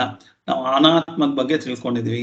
ಹೇರ್ ಡೈ ಮಾಡಿಸ್ಕೋತೀವಿ, ಬ್ಯೂಟಿ ಪಾರ್ಲರ್ ಮಾಡಿ ಮಸಾಜ್ ಮಾಡಿಸ್ಕೊಂಡು, ಮೇಕಪ್ ಮಾಡಿದ್ದು, ಫೇರ್ ಅಂಡ್ ಲವ್ಲಿನ ತಿಕ್ಕಿ ಬೆಳ್ಳಗೆ ಮಾಡ್ಕೋತೀವಿ. ಇದೆಲ್ಲ ಅದು ಮಾಡ್ತೀವಿ. ಲೇಸರ್ ಥೆರಪಿ ಮಾಡಿಸ್ಕೊಂಡು ಎಲ್ಲ ಸುಕ್ಕೆಲ್ಲ ತಿಳ್ಕೊಳ್ಳೋದು. ಬರೀ ಇದೆಲ್ಲ ಅನಾತ್ಮ. ಆತ್ಮದ ಬಗ್ಗೆ ತಿಳ್ಕೊಳ್ಳೇ ಇಲ್ಲ. ಆದ್ರೆ ಆ ಲೇಸರ್, ಆ ಬ್ಯೂಟಿ ಪಾರ್ಲರ್ ಚೆನ್ನಾಗಿ ಮಾಡ್ತಾರಂತೆ, ಅದರಿಂದ ಬ್ಯೂಟಿ ಹೀಗಾಗುತ್ತಂತೆ. ಅದು ಯಾವುದೇ ಷಡ್ವಿಕಾರಕ್ಕೆ ಒಳಗಾಗಿದೆ. ಯಾವಾಗ್ಲೂ ಎಂತೆಂಥ ಹೀರೋಯಿನ್ಗಳು ಕೂಡ ಅಜ್ಜಿರಾಗ್ಬೇಕಾಗತ್ತೆ, ಅವರು ಮುದುಕರಾಗಬೇಕಾಗತ್ತೆ, ಅವ್ರಿಗೂ ಸುಖ ಆಗುತ್ತೆ, ಅವರು ಸಾಯ್ತಾರೆ. ಯಾರು ಬದುಕಿರುವಂತ ಮಹಾರಾಜರುಗಳೇ ಇಲ್ಲ. ಹಾಗಾಗಿ ಎಲ್ಲರೂ ಷಡ್ವಿಕಾರಕ್ಕೆ ಒಳಗಾಗ್ತಾರೆ. ನಮ್ಗೆ ಆತರ ವಿಜ್ಞಾನ ತಿಳ್ಕೊತಾ ಇದ್ದೀವಿ. ಹಾಗಾಗಿ ಆತ್ಮ ಅನಾತ್ಮ ವಿವೇಕ ತಿಳ್ಕೋಬೇಕು. ಪಂಚಕೋಶ ವಿವೇಕ ಅಂತ ಹೇಳಿದ್ದಾರೆ. ನಮ್ಮ ಪರ್ಸನಾಲಿಟಿ 5 ಲೇಯರ್ ಅಲ್ಲಿ ಫಾರ್ಮ್ ಆಗಿರುತ್ತೆ. ಅನ್ನಮಯ ಕೋಶ, ಪ್ರಾಣಮಯ ಕೋಶ, ಮನೋಮಯ ಕೋಶ, ವಿಜ್ಞಾನಮಯ ಕೋಶ, ಆನಂದಮಯ ಕೋಶದಲ್ಲಿ ಒಂದೊಂದು ಲೇಯರ್ ಅಲ್ಲಿ ನಾವು ಅಂಟ್ಕೊಂಡಿದ್ದಾಗ ಅದರಲ್ಲಿ ಆ ಥರದ್ರೊಳಗೆ ನಾನು ಪ್ರಪಂಚದಲ್ಲಿ ವ್ಯವಹಾರ ಮಾಡ್ತಾ ಇದ್ರೆ, ಅನ್ನಮಯ ಕೋಶದ ಥರದಲ್ಲಿ ನಾನು ವ್ಯವಹಾರ ಮಾಡ್ತಾ ಇದ್ರೆ, ಸಾಮಾನ್ಯವಾಗಿ ರೌಡಿಗಳಿರ್ತಾರಲ್ವಾ, ಅವ್ರು ಬರೀ ಹೊಡೆಯೋದು, ದೇಹ ಉಪಯೋಗಿಸ್ಕೊಂಡು ಮಾಡುವಂತ ಒಂದು ಕೆಲಸಗಳು, ಅವರಿಗೆ ತಲೆನೂ ಬೇಡ, ಯಾವುದೂ ಬೇಡ, ಆ ಥರ. ಆಮೇಲೆ ಪ್ರಾಣಮಯ ಕೋಶ, ಮನೋಮಯ ಕೋಶ, ಅನ್ನಮಯ ಕೋಶ, ವಿಜ್ಞಾನಮಯ ಕೋಶ, ಆನಂದಮಯ ಕೋಶ. ನನ್ನ ಪರ್ಸನಾಲಿಟಿ ಯಾವುದರಲ್ಲಿ ಮೆಜಾರಿಟಿಯಾಗಿ ಜೀವನ ಮಾಡ್ತಾ ಇದ್ದೀನಿ ಅಂತ ತಿಳ್ಕೊಳ್ಳೋದು ಪಂಚಕೋಶ ವಿವೇಕ. ಅದು ಆತ್ಮಜ್ಞಾನದಲ್ಲಿ ಹೇಳ್ತೀನಿ ಅದನ್ನ. ಮಹಾವಾಕ್ಯ ವಿವೇಕ ಅಂತ ಹೇಳಿದ್ದಾರೆ. ವೇದಾಂತದಲ್ಲಿ ಮಹಾವಾಕ್ಯಗಳು ಬೇಕಾದಷ್ಟಿದೆ, ಆದ್ರೆ ಅದರ ಬಗ್ಗೆ ತಿಳ್ಕೊಳ್ಳೋದು ಇದನ್ನ ಬ್ರಹ್ಮ ವಿವೇಕ, ಅಂದ್ರೆ ಆತ್ಮಜ್ಞಾನ ತಿಳ್ಕೊಳ್ಳುವಂತ ವಿವೇಕ ಅಂತ. ಅದರೊಳಗೆ ಪ್ರಜ್ಞಾನಂ ಬ್ರಹ್ಮ ಅಂತ ಅನ್ನೋದು, ಅಹಂ ಬ್ರಹ್ಮಾಸ್ಮಿ, ತತ್ವಮಸಿ, ಅಯಮಾತ್ಮ ಬ್ರಹ್ಮ ಅಂತ ಈ ತರ ಎಲ್ಲ 4 ಮೇಜರ್ ಆಗಿ ಮಹಾವಾಕ್ಯಗಳಿದೆ. ಬರೀ 4 ಅಲ್ಲ, ಈ 4 ಮೇಜರು. ಬಾಕಿದು ಬೇಕಾದಷ್ಟು ಅಂತ ವೇದಾಂತ ಜ್ಞಾನಗಳಿದೆ. ಅದನ್ನೆಲ್ಲ ತಿಳ್ಕೊಂಡು ಅರಗಿಸ್ಕೋಬೇಕು. ಅದು ನಮ್ಗಲ್ಲಿ ರಕ್ತಗತ ಆಗ್ಬೇಕು. ಹಾಲು ಸಕ್ಕರೆ ಜೊತೆ ಹೇಗೆ ಸೇರ್ಕೊಳತ್ತೋ ಹಾಗಾಗ್ಬೇಕು ಅಂತ ಅನ್ನೋದು ವಿವೇಕ ಅಂತ ಹೇಳ್ತಾರೆ. ಸೊ ವಿರಾಗ ಕಹ ಅಂತಂದ್ರೆ ಇಹಮೂತ್ರಾರ್ಥ ಫಲಭೋಗ ವಿರಾಗ ಅಂತ ಮೊದಲು ಹೇಳಿದ್ರೆ, ಆಮೇಲೆ ಇಹ ಸ್ವರ್ಗ ಭೋಗೇಶು ಇಚ್ಛಾರಾಹಿತ್ಯಂ ಅಂತ ಹೇಳಿದ್ದಾರೆ.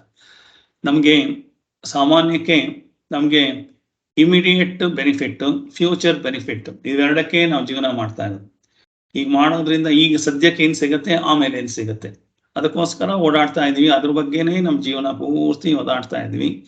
ಅದರಿಂದ ನಾವು ಹೊರಗಡೆ ಬರೋದು ಹೇಗೆ ಅಂತ ತಿಳ್ಕೊಳ್ಳೋದು, ಅದರಿಂದ ವೈರಾಗ್ಯ ಪಡ್ಕೊಳ್ಳೋದು ಹೇಗೆ ಅಂತ ಅನ್ನೋದು ಇಹಮೂತ್ರಾರ್ಥ ಫಲಭೋಗ ವಿರಾಗ ಅಂತ. ಇಹ ಸ್ವರ್ಗ ಭೋಗೇಶು ಇಚ್ಛಾರಾಹಿತ್ಯಂ ಅಂತ ಇನ್ನೊಂದು ಸೆಂಟೆನ್ಸ್ ಹೇಳಿದ್ದಾರೆ. ಅಂದ್ರೆ ನಾನು ಈ ಭೂಮಿ ಮೇಲಿರೋ ಸುಖ ಬೇಕು, ಅದಲ್ದಲೆ ಸ್ವರ್ಗ ಸುಖನೂ ಬೇಕು, ಅದಕ್ಕೋಸ್ಕರ ಕಷ್ಟಪಡ್ತೀನಿ ಅಂತಂದ್ರೆ ಅದರದ್ದು ಆ ಥರ ಇಚ್ಛೆಗಳನ್ನು ರಾಹಿತ್ಯಂ ಅಂದ್ರೆ ಬಿಡೋ ಅಂಥದ್ದನ್ನ ತಿಳ್ಕೊಳ್ಳೋದಕ್ಕೆ ಆತ್ಮಜ್ಞಾನದಲ್ಲಿ ನಾವು ಹೇಗೆ ತಿಳ್ಕೋಬೇಕು ಅಂತ ಹೇಳಿದ್ದಾರೆ. ಆ ನಿರೀಕ್ಷೆಗಳನ್ನೇ ಕಡಿಮೆ ಮಾಡ್ಕೊಳ್ಳೋದು ಹೇಗೆ, ಅದರಿಂದ ಹೊರಗಡೆ ಬರೋದು ಹೇಗೆ ಅಂತ ಹೇಳೋದನ್ನ, ಅದಕ್ಕೋಸ್ಕರ ಇಂದ್ರಿಯ ಸುಖ ಅಂದ್ರೆ ನಮ್ಮ ಎಲ್ಲಾದುವೆ ನಮ್ಮ ಆಸೆಗಳೆಲ್ಲ ನಮ್ಮ ಇಂದ್ರಿಯಗಳನ್ನು ತಣಿಸೋದಕ್ಕೋಸ್ಕರ ಮಾಡ್ತಾ ಇದೀವಿ. ನನಗೆ ಜಾಮೂನ್ ಬೇಕು ಅಂತಂದ್ರೆ ನನ್ನ ದೇಹಕ್ಕೆ ಜಾಮೂನ್ ಬೇಕಾ ಬೇಡ, ನನ್ನ ನಾಲ್ಗೆನಲ್ಲಿರೋ ಟೇಸ್ಟ್ ಬಡ್ಡಿಗೆ ಬೇಕಾ, ಅದಕ್ಕೋಸ್ಕರ ನನ್ನ ಮನಸ್ಸು ದೇಹ ಎಲ್ಲ ಕಷ್ಟಪಡ್ತಾ ಇದೆ. ಅದು ಜಾಮೂನ್ ತಿಂತಿದ್ದಾಗೆ ಆಗೋಯ್ತು.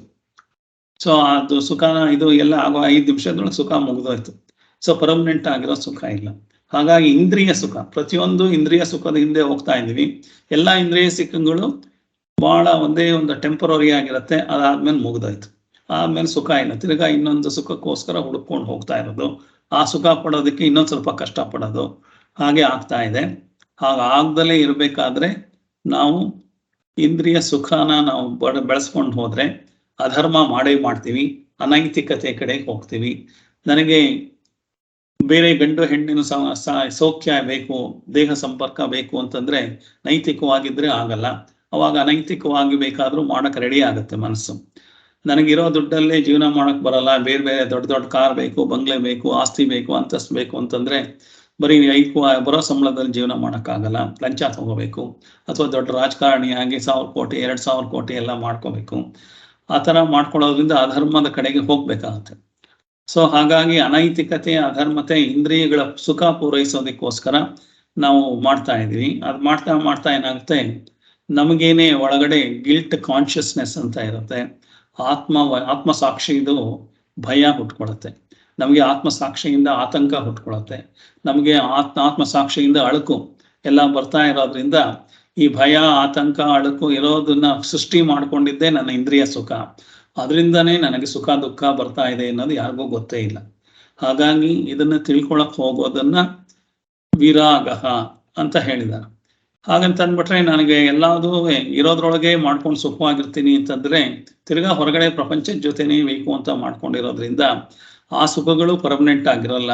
ಬೇರೆ ಯಾರ ತಟ್ಟೆಗೂ ಹೋಗಲ್ಲಪ್ಪ, ನನ್ನ ಪಾಡ್ಗೆ ನಾನು ಇರ್ತೀನಿ ಅಂತಂದ್ರೂ ಆ ಹೊರಗಡೆ ಡಿಪೆಂಡೆನ್ಸಿ ಜಾಸ್ತಿ ಇಟ್ಕೊಂಡಿದ್ರೆ ಅದರಿಂದ ಸುಖ ಸಿಗೋಲ್ಲ. ಹಾಗಾಗಿ ಅದರಿಂದನೂ ನೀನು ವಿಮುಕ್ತನಾಗಬೇಕು. ಅದರಿಂದ ಹೊರಗಡೆ ವಿತ್ಡ್ರಾ ಮಾಡ್ಕೊಳ್ಳೋದು ಹೇಗೆ ಅಂತ ನಮ್ಗೆ ಸಾಮಾನ್ಯವಾಗಿ ಹೇಳೋದು ಪ್ರಸವ ವೈರಾಗ್ಯ, ಸ್ಮಶಾನ ವೈರಾಗ್ಯ, ಅಭಾವ ವೈರಾಗ್ಯ ಅಂತ ಈ ಥರದ್ದೆಲ್ಲ ಟೆಂಪರರಿ ವೈರಾಗ್ಯಗಳು ನಮಗೆ ಬರುತ್ತೆ. ಆದರೆ ವಿವೇಕದಿಂದ ವೈರಾಗ್ಯ ಬರ್ಬೇಕು ನಮಗೆ. ಸೊ ವಿವೇಕದಿಂದ ವೈರಾಗ್ಯ ಬಂದ್ರೆ ಅದು ಪರ್ಮನೆಂಟ್ ಆಗಿ ನಮಗೆ ಆ ಒಂದು ಬೇಕು ಅನ್ನೋ ಆಸೆ ಬಿಟ್ಟು ಹೋಗುತ್ತೆ. ಸೊ ಹಾಗಾಗಿ ಆ ವಿವೇಕದಿಂದ ವೈರಾಗ್ಯ ಬರಬೇಕು. ಸಾಮಾನ್ಯ ನಮಗೆ ಗೊತ್ತಿರೋ ವೈರಾಗ್ಯ ಅಂತಂದ್ರೆ ಎಲ್ಲ ಕಾವಿ ಬಟ್ಟೆ ಹಾಕೊಂಡು ಯಾರ್ದೋ ಸನ್ಯಾಸಿಗಳ ತರ ಆಗಿ ಓಡೋಗ್ಬಿಡೋದು ಪ್ರಪಂಚದಿಂದ ಅಂತ ಅನ್ನೋದಾದ್ರೆ ಅದಲ್ಲ. ಅದು ನಾನು ವಿವೇಕದಿಂದ ಇಲ್ಲೇ ಇದ್ದು ಈ ಪ್ರಪಂಚದ ಜೊತೆನೇ ಇದ್ದು ಅದು ಯಾವುದಕ್ಕೂ ಅಂಟ್ಕೊಳ್ದಲೇನೆ ಇರೋವಂಥದಕ್ಕೆ ವೈರಾಗ್ಯ ಅಂತ ಹೇಳ್ತಾರೆ. ಸೊ ಅದಕ್ಕೆ ಭಗವಾನ್ ಬುದ್ಧ ಒಂದ್ ಕಡೆ ಹೇಳ್ತಾನೆ, ಆಶಾ ಪರಮಂ ದುಃಖಂ ನೈರಾಶ್ಯ ಪರಮಂ ಸುಖಂ ಅಂತ ಹೇಳಿದಾನೆ ಭಗವಾನ್ ಬುದ್ಧ. ಸೊ ಆಸೆ ದುಃಖಗಳಿಗೆ ಕಾರಣ ಅಂದ್ರೆ ಆಶಾರಹಿತನಾಗಿರೋದ್ರಿಂದ ದುಃಖ. ಆಸೆ ಅಂತಂದ್ರೆ ಪ್ರಾಪಂಚಿಕವಾದ ಆಸೆಗಳು ಬರ್ತಾ ಇರುತ್ತೆ, ಅಲ್ಲಿಗಲ್ಲಿ ಅದ್ರ ಮೇಲೆ ಪೂರ್ತಿ ನಾನು ಭಾರ ಹಾಕದಲ್ಲೇನೆ ಅಲ್ಲಿಗೆ ಮುಗಿಸ್ಕೊಂಡು ಆತ್ಮಜ್ಞಾನ ತಿಳ್ಕೊಳ್ತಾ ಇದ್ದಾಗ ಆ ಪ್ರಾಪಂಚಿಕ ವಿಚಾರವಾದ ಆಸೆಗಳು ಅದರಷ್ಟೇ ಬಿಟ್ಟು ಹೋಗುತ್ತೆ. ಯಾಕೆಂದ್ರೆ ಅದಕ್ಕಿಂತ ಖುಷಿ ಜಾಸ್ತಿ ಆತ್ಮಜ್ಞಾನದಲ್ಲಿ ಸಿಗೋದ್ರಿಂದ ನಿಮ್ಗೆ ಆ ಟೆಂಪರರಿ ಖುಷಿ ಬೇಕು ಅಂತ ಅನ್ಸಲ್ಲ. ಸೊ ಹಾಗಾಗಿ ಪರ್ಮನೆಂಟ್ ಖುಷಿ ಅಂದ್ರೆ ನೀವು ಮನೆಯಲ್ಲೇ ಖುಷಿಯಾಗಿರ್ಬೇಕು.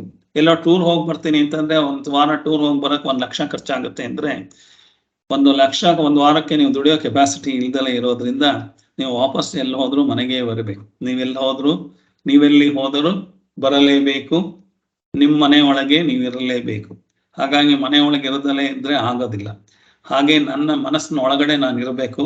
ನಾನು ಹೊರಗಡೆ ನನ್ನ ಮನಸ್ಸನ್ನ ಎಲ್ಲಿ ಕರ್ಕೊಂಡು ಹೋದ್ರು ವಾಪಸ್ ನನ್ನ ಮನಸ್ಸಿಗೆ ವಾಪಸ್ ಬರೋದ್ರಿಂದ ಅವಾಗ ನನಗೆ ನಿರಾಸೆ ಆಗುತ್ತೆ. ನನ್ನ ಜೊತೆ ಮನಸ್ಸಿನ ಜೊತೆನೆ ಜೀವನ ಮಾಡೋದನ್ನ ಕಲ್ತ್ಕೊಂಡಾಗ ನನಗೆ ಪೂರ್ಣತೆ ಸಿಗತ್ತೆ.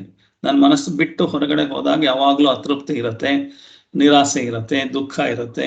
ಅದೆಲ್ಲ ಅದನ್ನು ಬೇಡ ಅಂತಂದ್ರೆ ನಾವು ಪೂರ್ಣತ್ವಕ್ಕೆ ಬರಬೇಕು ಅಂದ್ರೆ ನನ್ನೊಳಗಡೆನೆ ಎಲ್ಲ ಸಿಗ್ತಾ ಇದೆ ಅನ್ನೋದನ್ನ ಆತ್ಮಜ್ಞಾನ ಹೇಳ್ತಾ ಹೇಳ್ತಾ ಏನಾಗುತ್ತೆ, ನನಗೆ ಒಳಗಡೆ ಏನ್ ತಪ್ಪು ಮಾಡ್ತಾ ಇದ್ದೀನಿ, ಏನ್ ಮಾಡ್ತಾ ಇದ್ದೀನಿ ಅಂತ ವಿಮರ್ಶೆ ಮಾಡ್ಕೊಂಡಾಗ ನಾವು ಆತ್ಮಸಾಕ್ಷಿ ಚೈತನ್ಯದ ಜೊತೆ ಜೀವನ ಮಾಡ್ತಾ ಇದ್ದಾಗ ನನ್ನ ಹತ್ರ ಇರೋ ಕಷ್ಟ ಸುಖಗಳೆಲ್ಲ ಅದು ಕಡಿಮೆಯಾಗಿ ನನ್ನ ಗೊಂದಲಗಳೆಲ್ಲ ನಿವಾರಣೆಯಾಗಿ ನನಗೆ ಏನಾಗುತ್ತೆ, ನನ್ನಲ್ಲಿರೋ ಸತ್ವ ವೃದ್ಧಿ ಆಗ್ತಾ ಹೋಗುತ್ತೆ. ಸತ್ವ ಗುಣ, ರಜಸ್ ಗುಣ, ತಮೋ ಗುಣದಲ್ಲಿ ಮೊದಲು ತಮೋ ಗುಣದಲ್ಲಿ ಇದ್ರೆ ಕಷ್ಟ ಇರುತ್ತೆ, ರಜಸ್ ಗುಣದಲ್ಲಿ ಇದ್ರೆ ಇರುತ್ತೆ. ಸಾತ್ವಿಕ ಗುಣಕ್ಕೆ ಬರ್ತಾ ಬರ್ತಾ ಹೊರಗಡೆ ಪ್ರಪಂಚಕ್ಕೆ ಅಂಟ್ಕೊಳ್ಳೋದು ಕಡಿಮೆ ಆಗಿ ಕೊನೆಗೆ ಗುಣಾತೀತ ಆಗ್ಬೇಕು ಅಂತಾರೆ. ಈ 3 ಗುಣಗಳನ್ನು ಬಿಟ್ಟು ಮುಂದಕ್ಕೆ ಹೋಗೋದು ಆತ್ಮಜ್ಞಾನ. ಯಾರೋ ವಿಡಿಯೋದಲ್ಲಿ ಬಂದಿದ್ದೀರಮ್ಮ, ಸರಿ ವಿಡಿಯೋದಲ್ಲಿ ಬರಬೇಡಿ ಅಂತ ಹೇಳಿ. ಸೊ ಹಾಗೆ ಬರಬೇಕು ಅಂತ ಹೇಳೋದಕ್ಕೆ ವಿರಾಗ ಅಂತ. ಹಾಗಾಗಿ ಅವನು ಜ್ಞಾನ ಸಂಪಾದನೆ ಮಾಡ್ಕೊಳ್ಳೋದಕ್ಕೆ ಗುಣಾತೀತ ಆಗಿ ಪೂರ್ಣತ್ವಕ್ಕೆ ಬಂದಾಗ ಆಗತ್ತೆ ಅಂತ. ಅದಲ್ದಲೇನೆ ಮಮಕಾರ ಅಂತ ಇದೆ. ಅದ್ರೊಳಗೆ ಒಂದು ಭೌತಿಕವಾದ ಮಮಕಾರ ಅಂತಂದ್ರೆ ಈ ಪ್ರಪಂಚದ ಜೊತೆ ಅಂಟ್ಕೊಂಡಿರುವಂಥದ್ದು. ಇನ್ನು ಕೆಲವೆಲ್ಲ ಯಾವುದು ಪ್ರಪಂಚದ ಜೊತೆ ಅಂಟ್ಕೊಂಡಿಲ್ಲ ಸರ್ ಅಂದ್ರೆ ನನ್ನ ಮನಸ್ಸಿನಲ್ಲಿ ವಿಚಾರಧಾರೆಗಳಿದೆ. ಆ ವಿಚಾರಧಾರೆಗಳು ಮಾನಸಿಕವಾಗಿ ಅಂಟ್ಕೊಂಡಿದ್ದೀನಿ ನಾನು. ನನ್ನ ವಿಚಾರಧಾರೆಗೆ ಸರಿಯಾಗಿಲ್ದಲೇ ಇರೋ ವಿಚಾರಧಾರೆ ಇದ್ರೆ ಅವ್ರನ್ನೆಲ್ಲ ನಾನು ಸಿಟ್ಟು ಮಾಡ್ತೀನಿ, ಕೋಪ ಮಾಡ್ತೀನಿ.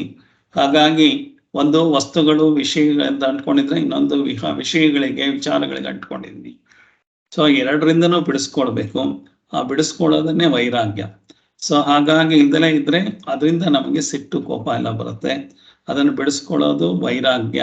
ವೈರಾಗ್ಯ ಮಾಡ್ತಾ ಮಾಡ್ತಾ ನಾವು ಆನೆಸ್ಟ್ ಅಂದ್ರೆ ಪ್ರಾಮಾಣಿಕ ವ್ಯಕ್ತಿತ್ವ ಬೆಳೀತಾ ಹೋಗುತ್ತೆ. ಹಾಗಾಗಿ ನಮ್ಗೆ ಯಾವ ಪಕ್ಷನೂ ತಗೊಳ್ದಲೇನೆ ನಿಷ್ಪಕ್ಷವಾಗಿ ನಾವು ನಮ್ಮನ್ನ ಸರಿದಾರಿಯಲ್ಲಿ ಕೊಂಡ್ಕೊಳ್ಳೋಕೆ ಕರ್ಕೊಂಡು ಹೋಗ್ಬೋದು. ಅದಲ್ದಲೇನೆ ನಮ್ಗೆ ಯಾವಾಗ ಭಯ ಇರೋದಿಲ್ಲ, ಆತಂಕ ಇರೋದಿಲ್ಲ, ಯಾವ ಗಿಲ್ಟ್ ಇರೋಲ್ಲ. ಸೊ ಹಾಗಾಗಿ ನನಗೆ ಸಮತ್ವ ಬರ್ತಾ ಹೋಗುತ್ತೆ. ಸಮತ್ವದಿಂದ ನನಗೆ ಸೂಕ್ಷ್ಮ ವಿಚಾರಗಳು, ವೇದಾಂತ ವಿಚಾರ ತಿಳ್ಕೊಳ್ಳೋದಕ್ಕೆ ಶಕ್ತಿ ಬರ್ತಾ ಹೋಗುತ್ತೆ. ನಾವು ವೈರಾಗ್ಯ ಮಾಡ್ಕೊಳ್ದಲ್ಲೇ ಇದ್ರೆ ವೇದಾಂತ ವಿಚಾರ ತಿಳ್ಕೊಳಕ್ ಆಗಲ್ಲ. ಇದನ್ನ ವೈರಾಗ್ಯ ಅಂದ್ರೆ ಬಿಟ್ಟು ಓಡೋಗೋದಲ್ಲ, ಇಲ್ಲೇ ಇದ್ದು ನನ್ನನ್ನ ನಾನು ಬಿಡಿಸ್ಕೊಳ್ಳೋದನ್ನ ವೈರಾಗ್ಯ ಅಂತ ಹೇಳಿದ್ದಾರೆ. ಹಾಗಾಗಿ ಏನ್ ಹೇಳಿದ್ರು, ವಿರಾಗಃ ಹೇಳಾಯ್ತು, ವಿವೇಕಃ ಹೇಳಿದ್ರು, ವಿರಾಗ ಅಂತ 2 ಸಬ್ಜೆಕ್ಟ್ ಹೇಳಿದ್ರು. ಆಮೇಲೆ ಏನ್ ಹೇಳಿದ್ರು, ಈ ಶಮಾಧಿ ಷಟ್ಕ ಸಂಪತ್ತಿ ಅಂತ ಹೇಳಿದ್ರು. 6 ಇಂಟರ್ನಲ್ ವೆಲ್ತ್ ಅಂತ ಇದೆ ಅಂತ. ಅದು ಶಮ, ದಮ, ಉಪರಮ, ತಿತಿಕ್ಷಾ, ಶ್ರದ್ಧಾ, ಸಮಾಧಾನ ಅಂತ 6 ಸಂಪತ್ತುಗಳನ್ನ ಗಳಿಸ್ಕೋಬೇಕು. ನಾವು ಹೊರಗಡೆ ಸಂಪತ್ತು ಗಳಿಸ್ಕೊಂಡ್ರೆ ಇದು ಬಿಟ್ಟು ಹೋಗುತ್ತೆ ನಮ್ಮನ್ನ. ಈ ಸಂಪತ್ತುಗಳನ್ನ ಈ ಜನ್ಮದಲ್ಲಿ ಬೆಳೆಸ್ಕೊಂಡ್ರೆ ಎಲ್ಲಿ ತನಕ ಬೆಳೆಸ್ಕೊಂಡಿದ್ದೀರೋ ಅಲ್ಲಿ ತನಕ ಮುಂದೆ ಜನ್ಮದಿಂದ ಅಲ್ಲಿಂದ ಮುಂದಕ್ಕೆ ಬೆಳೆಸ್ಕೊಳ್ಳೋದಕ್ಕೆ ಆಗುತ್ತೆ. ಅದು ನಿಮ್ ಜೊತೆನಲ್ಲಿ ಬರುತ್ತೆ, ಬಿಟ್ಟು ಹೋಗಲ್ಲ. ಸೊ ಹಾಗಾಗಿ ಶಮ ಅಂತಂದ್ರೆ ಮನಸ್ಸಿನ ನಿಗ್ರಹ ಮಾಡೋದು, ಮನಸ್ಸನ್ನ ಕಂಟ್ರೋಲಲ್ಲಿ ಇಟ್ಕೊಳ್ಳೋದು, ಮನಸ್ಸನ್ನ ಹತೋಟಿನಲ್ಲಿ ಇಟ್ಕೊಳ್ಳೋದು, ಅದು ಶಮ ಅಂತ. ಅದು ಹೇಗೆ ಮಾಡ್ಬೇಕು ಅಂತ ಹೇಳಿದ್ದಾರೆ. ದಮ ಅಂದ್ರೆ ಇಂದ್ರಿಯಗಳ ನಿಗ್ರಹ. ಇಂದ್ರಿಯಗಳಲ್ಲಿ ನಮ್ಮಲ್ಲಿ 5 ಕರ್ಮೇಂದ್ರಿಯ ಇದೆ, 5 ಜ್ಞಾನೇಂದ್ರಿಯ ಇದೆ. ಆ ಕರ್ಮೇಂದ್ರಿಯ ಮತ್ತು ಜ್ಞಾನೇಂದ್ರಿಯನ ನಿಗ್ರಹ ಮಾಡ್ಕೊಳ್ಳೋದು ಅಂದ್ರೆ ನನ್ನ ಕಂಟ್ರೋಲಲ್ಲಿ ಇಟ್ಕೊಳ್ಳೋದು. ಸೊ ನಾನು ಫಾರ್ ಎಕ್ಸಾಂಪಲ್ ನಮ್ಮ ಮನೆಗೆ ಕೆಲಸದವ್ರು ಬರ್ತಾರೆ ಮನೆಗೆ ಅಂತಂದ್ರೆ ನಾನು ಓನರು, ಅವಳ ಕೆಲಸಕ್ಕೆ ಬರ್ತಾ ಇರೋರು ವರ್ಕರ್. ಸೊ ನಾನು ಸ್ವಾಮಿ, ಅವಳು ಆಳು. ಸೊ ಸ್ವಾಮಿತ್ವ ಪಡ್ಕೋಬೇಕು ಅಂತಂದ್ರೆ ನನಗೇನಾಗ್ತಾ ಇದೆ, ನಮ್ಮನೆಗೆ ಬರೋ ಆಳೇನೇನೆ ನೀವು ಇವತ್ತು ಈ ತರ ಅಡುಗೆ ಮಾಡಿ, ನೀವು ಇಲ್ಲಿ ಈ ಟೇಬಲ್ನ ತೆಗೆದು ಅಲ್ಲಿಡಿ, ಆ ಟಿವಿ ತೆಗೆದು ಇಲ್ಲಿಡಿ ಅಂತ ಅಮ್ಮ ಹೇಳ್ತಾ ಇದ್ರೆ, ಸೊ ಮನೆ ಓನರ್ ನೀವಾ ಅಥವಾ ಆಕೆನಾ? ಸೊ ಆಕೆ ಬಂದಿರೋ ಕೆಲಸ ಅಷ್ಟು ಮಾಡ್ಕೊಂಡು ಹೋಗ್ಬೇಕು, ಅದಕ್ಕೆ ಮಾತ್ರ ಅಪಾಯಿಂಟ್ ಮಾಡಿದೀವಿ. ಹಾಗೆ ನಮ್ಮ ಇಂದ್ರಿಯಗಳು ಅದಕ್ಕೆ ಏನು ಹೇಳಬೇಕೋ ಅಷ್ಟು ಕೆಲಸ ಮಾತ್ರ ಮಾಡಬೇಕು. ಅದು ಬಿಟ್ಬಿಟ್ಟು ಇಂದ್ರಿಯ ನೀನು ಮನೇಲಿ ಕೂತ್ಕೊಬೇಡ, ಎದ್ದೇಳು, ನಡಿ ಆ ಹೋಟ್ಲಲ್ಲಿ ಮಸಾಲೆ ದೋಸೆ ಚೆನ್ನಾಗಿರುತ್ತೆ, ಆ ಸಿನಿಮಾ ಚೆನ್ನಾಗಿದೆ ಅಂತೆ ಅಲ್ಲಿ ಹೋಗೋಣ, ಅಲ್ಲಿ ಟೂರ್ಗೆ ಹೋಗೋಣ, ಇಲ್ಲಿ ಏನೋ ಎಕ್ಸೈಟ್ಮೆಂಟ್ ಬಂದಿದೆ, ಅಲ್ಲಿ ಏನೋ ಫನ್ ವರ್ಲ್ಡ್ ಇದೆ, ಇನ್ನೆಲ್ಲೋ ಹೋಗ್ತಾ ಇದೀವಿ ಅಲ್ಲಿ ಹೋಗೋಣ ಅಂತ ಆ ಥರ ಕಡೆ ಎಲ್ಲ ಕರ್ಕೊಂಡು ಹೋಗ್ತಾ ಇದೆ ಅಂದ್ರೆ ಇಂದ್ರಿಯಗಳೇ ನಿಮಗೆ ಬಾಸ್ ಆಗಿದೆ, ನೀವೇ ಸ್ಲೇವ್ ಆಗಿದ್ದೀರ. ಸೊ ನೀವು ಸ್ಲೇವ್ ಆಗಿರೋದ್ರಿಂದ ಸ್ವಾಮಿ ಆಗ್ಬೇಕು, ಅದೆಲ್ಲ ಸ್ಲೇವರಿ ಆಗ್ಬೇಕು. ಸೊ ಹಾಗಾಗಿ ಇಂದ್ರಿಯಗಳು ಮತ್ತು ಮನಸ್ಸನ್ನ ನಿಮ್ಮ ಕಂಟ್ರೋಲ್ ಇಟ್ಕೊಳ್ಳೋದನ್ನ, ಆ ಸ್ಲೇವರಿ ಶಿಪ್ ಇಂದ ಬಿಡಿಸ್ಕೊಂಡು ಬರೋದನ್ನ, ಅದನ್ನ ಹೇಳೋದು ಶಮ ದಮ ಅಂದ್ರೆ ಮನೋನಿಗ್ರಹ, ಇಂದ್ರಿಯ ನಿಗ್ರಹ ಅಂತ. ಹಾಗೆ ಒಂದ್ ಸ್ವಲ್ಪ ಕಷ್ಟಪಟ್ಟು ಏನಾದ್ರು ಬೆಳೆಸ್ಕೊಂಡ್ರು ಆ ಬೆಳೆಸ್ಕೊಂಡಿದ್ದನ್ನು ಹಾಗೇ ಇಟ್ಕೊಳ್ಳೋದು, ಅದನ್ನ ಉಪರಮ ಅಂತ. ಅಂದ್ರೆ ತಿರ್ಗಾ ಕೆಳಗೆ ಬೀಳ್ತಾ ಇರತ್ತೆ. ನಾವು ಕಷ್ಟಪಟ್ಟು ಮೇಲೆ ತಂದಿದ್ದೀವಿ, ಮನಸ್ಸನ್ನ ಕಂಟ್ರೋಲಿಗೆ ತಂದಿದ್ದೀವಿ, ಇಂದ್ರಿಯ ಕಂಟ್ರೋಲ್ಗೆ, ಆದ್ರೆ ತಪ್ಪಕ್ಕಂತ ಕೆಳಗೆ ಬಿದ್ದೋಗುತ್ತೆ. ದಿವಸ ಬೆಳಗಾದ್ರೆ ನಮ್ಮ ಮನಸ್ಸು ಕೆಳಗೆ ಬೀಳ್ತಾ ಇರುತ್ತೆ, ನಮ್ಮ ಇಂದ್ರಿಯಗಳು ಕೆಳಗಡೆ ಬೀಳ್ತಾ ಇರುತ್ತೆ. ತಿರ್ಗಾ ಎತ್ಕೊಂಡು ಮೇಲೆ ಬರ್ತಾ ಇರ್ಬೇಕು. ಆ ಎತ್ಕೊಂಡು ಅದೇ ಜಾಗದಲ್ಲಿ ಬೀಳದಲ್ಲೇ ಇರೋ ತರ ಒಂದು ಲೆವೆಲ್ ಅಚೀವ್ ಮಾಡಿದ್ವು ಅಂದ್ರೆ ಅದನ್ನ ಉಪರಮ ಅಂತಾರೆ. ತಿತಿಕ್ಷ ಅಂದ್ರೆ ಸಹಿಷ್ಣುತೆ. ಈ ಫಾರ್ ಎಕ್ಸಾಂಪಲ್ ನಮಗೆ ಬಿಸಿನೀರು ಇಲ್ದಲೆ ಸ್ನಾನ ಮಾಡಕ್ ಆಗಲ್ಲಪ್ಪ ಅಂತಂದ್ರೆ, ನಾವು ಕೊತ ಇರ್ಬೇಕು ನೀರು ಅಂತ ಆ ತರ ಸ್ನಾನ ಮಾಡ್ತಾ ಇದೀವಿ ಅಂದ್ರೆ, ನಾನು ನಾಳೆಯಿಂದ ತಣ್ಣೀರ್ ಸ್ನಾನ ಮಾಡ್ಬೇಕು ಅಂದ್ರೆ ನಾಳೆನೆ ತಣ್ಣೀರ್ ಸ್ನಾನ ಮಾಡ್ಬಿಡಕ್ ಆಗಲ್ಲ. ಸೊ ಇವತ್ತು ತುಂಬಾ ಬಿಸಿ ಆಗಿರೋದು, ನಾಳೆ ಉಗುರು ಬೆಚ್ಚಗಿರೋ ನೀರಲ್ಲಿ ಸ್ನಾನ ಮಾಡಿ 1 ವಾರ ಮಾಡಿದ್ಮೇಲೆ ಆಮೇಲೆ ಸ್ವಲ್ಪ ತಣ್ಣಗಿರೋ ನೀರು, ಇನ್ನು ಸ್ವಲ್ಪ ತಣ್ಣಗಿರೋ ನೀರು, ಆಮೇಲೆ ಕೊರಿತಾ ಇರೋ ನೀರು ಮೈ ಮೇಲೆ ಹಾಕೊಳ್ಳೋದಕ್ಕೆ ನನ್ನ ದೇಹ 1 ತಿಂಗಳ ಕೆಳಗೆ ಬೇಡ ಅಂತಿದ್ದು ಇವತ್ತು ತಣ್ಣೀರು ಹಾಕಿದ್ರೆ ಗಡಗಡ ಆಗಲ್ಲ ನನಗೆ. ಅಂದ್ರೆ ಬೆಳೆಸ್ಕೊತಾ ಇದ್ದೀನಿ. ಹೇಗೆ ಒಬ್ಬ ಬಾಕ್ಸಿಂಗ್ ಚಾಂಪಿಯನ್, ಅವನು ಬಾಕ್ಸರ್ ಒಬ್ಬ ಹೊಡಿತಾ ಇರ್ತಾನೆ, ಹೊಡೆದ್ರೆ ನೋವಾಗಲ್ವಾ? ಆಗುತ್ತೆ, ಯಾರಾಗಲ್ಲ ಅಂದಿದ್ದು, ನೋವಾಗುತ್ತೆ.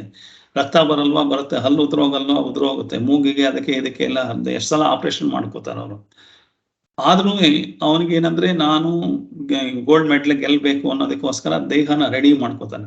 ಹೊಡೆದ್ರು ನೋವು ಆಗ್ದಲೇ ಇರೋ ತರ ಮಾಡ್ಕೊಡ್ತಾನೆ. ಅಂದ್ರೆ ಆ ಮನಸ್ಸಿಗೆ ಆ ಸಿಗ್ನಲ್ಲೇ ಬರ್ದಲೇ ಇರೋ ತರ ಎಲ್ಲ ಅದನ್ನ ತಯಾರಿ ಮಾಡ್ಕೋತಾನೆ. ಸಹಿಷ್ಣುತೆ ಅಂತಂದ್ರೆ ಅದು ದೇಹದ ಸಹಿಷ್ಣುತೆ ಅಲ್ಲ, ಮನಸ್ಸಿನ ಸಹಿಷ್ಣುತೆ, ಇಂದ್ರಿಯಗಳ ಸಹಿಷ್ಣುತೆ, ಯಾವುದು ಉದ್ವೇಗಕ್ಕೆ ಒಳಗಾಗ್ದಲೆ ತಾಳ್ಮೆಯಿಂದ ಇರೋದನ್ನ ಕಲಿಯೋದನ್ನ ತಿತಿಕ್ಷಾ ಅಂತ ಹೇಳ್ತಾರೆ. ಉಪರಮ ಅಂದ್ರೆ ಆಲ್ರೆಡಿ ಮನಸ್ಸನ್ನ ಮತ್ತೆ ಇಂದ್ರಿಯಗಳನ್ನ ಕಂಟ್ರೋಲ್ ಮಾಡಿರೋ, ತಿರ್ಗಾ ಬೀಳದಲೇ ಇರೋ ತರ ಅದೇ ಲೆವೆಲ್ ಅಲ್ಲಿ ಇಟ್ಕೊಂಡು ಅಲ್ಲಿಂದ ಮುಂದಕ್ಕೆ ತಗೊಂಡು ಹೋಗಕ್ಕೆ ಬೇಕಾಗೋ ತರ ಇಟ್ಕೊಳ್ಳೋದು ಉಪರಮ. ಅಂದ್ರೆ ತಿತಿಕ್ಷಾ ಅಂತಂದ್ರೆ, ಅಕಸ್ಮಾತ್ ಯಾರೋ ಬೈದ್ರು, ಅವಮಾನ ಮಾಡಿದ್ರು ಅಂತಂದ್ರೂ ಅದಕ್ಕೇನು ವಿಚಲಿತ ಆಗ್ದಲೇನೆ, ನಾನು ಅದೇ ಜಾಗದಲ್ಲಿ ಇಂದ್ರಿಯ, ನಾನು ಅವ್ರು ಬೈದ್ರು ಅಂತ ನಾನು 10 ಬೈದು ಬಿಟ್ರೆ ನನಗೇನು ಸಹಿಷ್ಣುತೆ ಇಲ್ಲ. ಸೊ ನಾನೇ ಸರಿ ಇರ್ಬೋದು, ಅವರೇ ಸರಿ ಇಲ್ದಲೇ ಇರ್ಬೋದು, ಆದ್ರೆ ಆ ಗಳಿಗೆನಲ್ಲಿ ನಾನು ರಿಯಾಕ್ಷನ್ ಮಾಡ್ತಾ ಇದ್ದೀನ, ರೆಸ್ಪಾಂಡ್ ಮಾಡ್ತಾ ಇದ್ದೀನ ಅನ್ನೋದನ್ನೆಲ್ಲ ನೋಡ್ಕೊಂಡು ನಾನು ಮಾಡಿದಾಗ ಅದಕ್ಕೆ ಬೇಕಾಗೋ ವಿಚಾರ ತಿಳ್ಕೊಳ್ಳೋದು ಆತ್ಮಜ್ಞಾನದಲ್ಲಿ ಡೀಟೈಲ್ ಆಗಿ ತಿಳ್ಕೊಬೇಕು. ತಿತಿಕ್ಷಾ ಅಂತಂದ್ರೆ ಅಂತ. ಶ್ರದ್ಧಾ ಅಂತಂದ್ರೆ ಸಾಮಾನ್ಯವಾಗಿ ಆಳವಾಗಿ ಸೂಕ್ಷ್ಮವಾಗಿ ವೇದಾಂತದ ವಿಚಾರ ತಿಳ್ಕೊಳ್ಳೋದಕ್ಕೆ, ತತ್ವ ವಿಚಾರ ತಿಳ್ಕೊಳ್ಳೋದಕ್ಕೆ ಶ್ರದ್ಧೆ ಅಂತಾರೆ. ಸೊ ಆ ಶ್ರದ್ಧೆ ಯಾರೋ ಹೇಳಿದ್ರು, ಯಾರೋ ಇದ್ರು ಮಾಡಿದೀವಿ ಅಂತ ತಿಳ್ಕೊಳ್ಳೋ ಅಂತ ಶ್ರದ್ಧೆ ಅಲ್ಲ, ಯಾರ್ದೋ ಬಲವಂತಕ್ಕೆ ಮಾಡುವಂತ ಶ್ರದ್ಧೆ ಅಲ್ಲ. ಸೊ ನಾನೇನೆ ನನ್ನ ಮನಃಪೂರ್ವಕವಾಗಿ ಸ್ವಇಚ್ಛೆಯಿಂದ ಮಾಡ್ತಾ ಇರೋದು ಶ್ರದ್ಧೆ. ಹಾಗೆ ಮಾಡ್ಬೇಕು. ಆ ಶ್ರದ್ಧೆ ಅದನ್ನು ಯಾರಿಂದ? ಗುರು ವೇದಾಂತ ವಾಕ್ಯಾದಿಶು ಶ್ರದ್ಧಾ ಅಂತ ಹೇಳಿದ್ದಾರೆ. ಶ್ರದ್ಧೆ ಬರಬೇಕಾದ್ರೆ ಫಸ್ಟ್ ಗುರು ಬಗ್ಗೆ ನಂಬಿಕೆ ಇರಬೇಕು. ಗುರು ಬಗ್ಗೆನೇ ನಾನು ಲೂಸ್ ಆಗ್ಯೋ, ನಮ್ಮ ಗುರುಗಳಿಗೆ ಏನ್ ಪ್ರಶ್ನೆ ಕೇಳಿದ್ರು ಸರಿಯಾಗಿ ಹೇಳಕ್ ಬರಲ್ಲ, ನಾನೇ ಗುರುನ್ ಜಡ್ಜ್ ಮಾಡ್ಬಿಟ್ರೆ ಗುರುಗೆ ಏನ್ ಗೊತ್ತಿದೆ ಗೊತ್ತಿಲ್ಲ ಅನ್ನೋದು ನಿಮ್ಗೆ ಹೆಂಗ್ ಗೊತ್ತು? ನಿಮಗೆ ಅವ್ರ ಉತ್ತರ ಹೇಳ್ಬೇಕಾ ಬೇಡವಾ ಅನ್ನೋದು ಅವ್ರಿಗೆ ಗೊತ್ತಿದೆ ಅಷ್ಟೇ ಹೊರತು, ಕೆಲವು ಉತ್ತರಗಳನ್ನು ಹೇಳ್ಬೋದು, ಅವ್ರು ಹೇಳ್ದಲೇ ಇರ್ಬೋದು. ಯಾಕೆಂದ್ರೆ ನಿಂಗೆ ಅರ್ಥ ಆಗ್ದಲೇ ಇರೋದ್ರಿಂದ ಹೇಳ್ದಲೇ ಇರ್ಬೋದು, ಅಥವಾ ಅರ್ಥ ಆದ್ರೂ ಅದನ್ನ ನೀನು ಉಪಯೋಗಿಸ್ಕೊಳ್ದಲೇನೆ ಬೇರೆ ಕೆಟ್ಟದಾಗಿ ಉಪಯೋಗಿಸ್ಕೊಳ್ಳೋದಾದ್ರೆ ಆ ವಿಚಾರ ಮಾತಾಡ್ದಲೇ ಸೈಲೆಂಟ್ ಆಗಿ ಗುರುಗಳಿರ್ಬೋದು.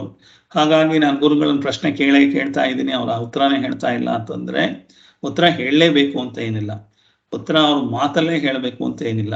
ಮೌನವಾಗಿದ್ರು ಅದು ಉತ್ತರನೇನೆ. ಅದನ್ನ ಅರ್ಥ ಮಾಡ್ಕೊಳಕ್ ಬರ್ದಲೇ ಇರೋದ್ರಿಂದ ಗುರುಗಳಿಗೆ ಬುದ್ಧಿ ಇಲ್ಲ ಅಂತ ಹೇಳಿದ್ರೆ ಶ್ರದ್ಧೆ ಇಲ್ಲ ಅಂತ ಆಯ್ತು. ಆ ತರ ಶ್ರದ್ಧೆ ಇಲ್ದಲೇ ನೀವು ಎಷ್ಟು ಪಠಣ ಮಾಡಿದ್ರು ವೇದಾಂತ ಜ್ಞಾನ ಬರೋದಿಲ್ಲ. ಹಾಗೆ ಗುರು ವೇದಾಂತ ವಾಕ್ಯಾದಿಶು ಅಂತಂದ್ರೆ, ವೇದಾಂತ ಅಂದ್ರೆ ಈ ಬ್ರಹ್ಮಸೂತ್ರ, ಉಪನಿಷತ್ತು, ಭಗವದ್ಗೀತೆನಲ್ಲಿ ಏನು ಹೇಳಿದೆ ಅಂತ ಆತ್ಮಜ್ಞಾನನ, ಅದ್ರ ಬಗ್ಗೆ ನನಗೆ ಶ್ರದ್ಧೆ ಇರಬೇಕು. ಪರಿಪೂರ್ಣವಾದ ಶ್ರದ್ಧೆ ಇದ್ದು ಆಳವಾಗಿ ತಿಳ್ಕೊತಾ ಇದ್ದೀನಿ, ಸೂಕ್ಷ್ಮವಾಗಿ ತಿಳ್ಕೊತಾ ಇದ್ದೀನಿ ಅನ್ನೋ ಒಂದು ಜ್ಞಾನ ಇದ್ದರೆ ಅದರಿಂದ ನನಗೆ ಆತ್ಮಜ್ಞಾನ ಬರುತ್ತೆ. ಇಲ್ಲ ಬರೋಲ್ಲ ಅಂತ ಅಂದ್ಬಿಟ್ಟು ಶ್ರದ್ಧಾ ಅನ್ನೋದು 5ನೇ ಆಂತರಿಕ ಸಂಪತ್ತು. 6ನೇ ಸಂಪತ್ತು ಸಮಾಧಾನ ಅಂತ ಹೇಳಿದ್ದಾರೆ. ಕನ್ನಡದಲ್ಲಿ ಸಮಾಧಾನ ಅಂದ್ರೆ ಪೇಷಂಟ್ ಫುಲ್ ಆಗಿರೋದು ಅಂತ ಆಯ್ತು, ಆ ತರ ಅಲ್ಲ. ಇಲ್ಲಿ ಸಮಾಧಾನ ಅಂದ್ರೆ ಏಕಾಗ್ರತೆ ಅಂತ. ನಮಗೆ ಯಾವಾಗ ಕಾನ್ಸಂಟ್ರೇಷನ್ ಇರುತ್ತೆ ಯಾವಾಗ ಸಮಾಧಾನವಾಗಿರ್ಬೋದು, ಯಾವಾಗ ಕಾನ್ಸಂಟ್ರೇಷನ್ ಇಲ್ಲ ಅವಾಗ ನಮ್ಗೆ ಸಿಟ್ಟು ಕೋಪ ಬರುತ್ತೆ. ಸೊ ಹಾಗಾಗಿ ಸಮಾಧಾನ ಅನ್ನೋದಕ್ಕೆ ಸಿಟ್ಟು ಕೋಪ ಬರದಲೇ ಇರೋದು ಸಮಾಧಾನ ಅಂತಲ್ಲ. ನಮಗೆ ಏಕಾಗ್ರತೆ ಇಲ್ದಲೇ ಇರೋದ್ರಿಂದ ಸಿಟ್ಟು ಕೋಪ ಬರ್ತಾ ಇದೆ. ಹಾಗಾಗಿ ಏಕಾಗ್ರತೆ ಸಂಪಾದನೆ ಮಾಡೋದು ಸಮಾಧಾನ ಸಂಸ್ಕೃತದ ಪ್ರಕಾರ. ಕನ್ನಡ ಸಮಾಧಾನ ನಮ್ಗೆ ಸಮಾಧಾನ ಇಲ್ಲ ಅಂತ ಹೇಳೋದೇನಿದೆ ಅದು.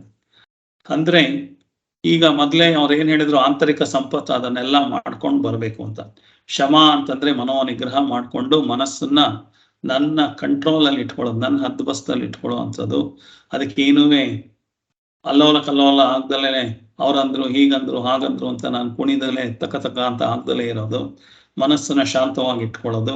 ಮನಸ್ಸಿನಲ್ಲಿ ಯಾವುದ್ಯಾವುದೋ ಅಲೆಗಳು ತರಂಗ ಬ್ಯಾಡದಲ್ಲೇ ಇರೋ ವಿಚಾರಗಳೆಲ್ಲ ಬರ್ತಾ ಇದೆ ಅಂತಂದ್ರೆ ಅದನ್ನೆಲ್ಲದನ್ನು ನಾನು ಸರಿಯಾಗಿ ಇಟ್ಕೊಳ್ಳೋದು.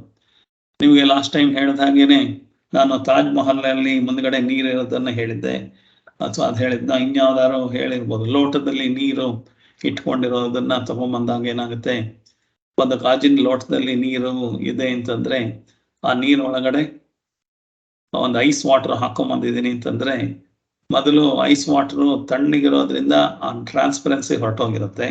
ಅದಾದ್ಮೇಲೆ ಹೊರಗಡೆ ಎಲ್ಲ ನೀರಿನ ಇದು ಹೊರಗಡೆಯಿಂದ ಎಲ್ಲ ನೀರು ಅದಕ್ಕೆ ಅಂಟ್ಕೊಳ್ತಾ ಹೋಗುತ್ತೆ. ಗಾಳಿನಲ್ಲಿರೋ ನೀರೆಲ್ಲ ಅಲ್ಲಿ ಶೇಖರಣೆ ಆಗಿ ಲೋಟದ ಮೇಲೆ ಬರ್ತಾ ಇದೆ ಅಂದ್ರೆ ಅದೆಲ್ಲ ಅಜ್ಞಾನದ ಮುಸ್ಕಾಗಿರೋದ್ರಿಂದ ನೀರು ಟ್ರಾನ್ಸ್ಪರೆಂಟ್ ಆಗಿರೋದು ಕಾಣಲ್ಲ. ಹಾಗಾಗಿ ಅದೆಲ್ಲ ಆಗ್ಬೇಕು ಅಂತ. ಅಥವಾ ಕರಡಿ ಬಗ್ಗೆ ಹೇಳಿರ್ಬೋದು ನಾನು. ಕರಡಿ ಅಂತಂದ್ರೆ ಫಾರ್ ಎಕ್ಸಾಂಪಲ್ ನನ್ನ ಪ್ರತಿಬಿಂಬ ಕಾಣಬೇಕಾದ್ರೆ ಕರಡಿ ಹೇಗಿರ್ಬೇಕು, ಕರಡಿ ಮೇಲೆ ಧೂಳು ಕೂತಿರ್ಬಾರ್ದು, ಕರಡಿ ಶುಭ್ರವಾಗಿರ್ಬೇಕು, ಕೊಳೆ ಇರಬಾರ್ದು, ಸ್ಟೈನ್ ಇರಬಾರ್ದು. ಹಾಗಾಗಿ ಕರಡನ್ನ ಕ್ಲೀನಾಗಿ ತೊಳೆಯಬೇಕು, ಒರೆಸ್ಬೇಕು. ಸೊ ಅದರಿಂದ ನನ್ನ ಮುಖ ಚೆನ್ನಾಗಿ ಕಾಣುತ್ತೆ ಅಂತ.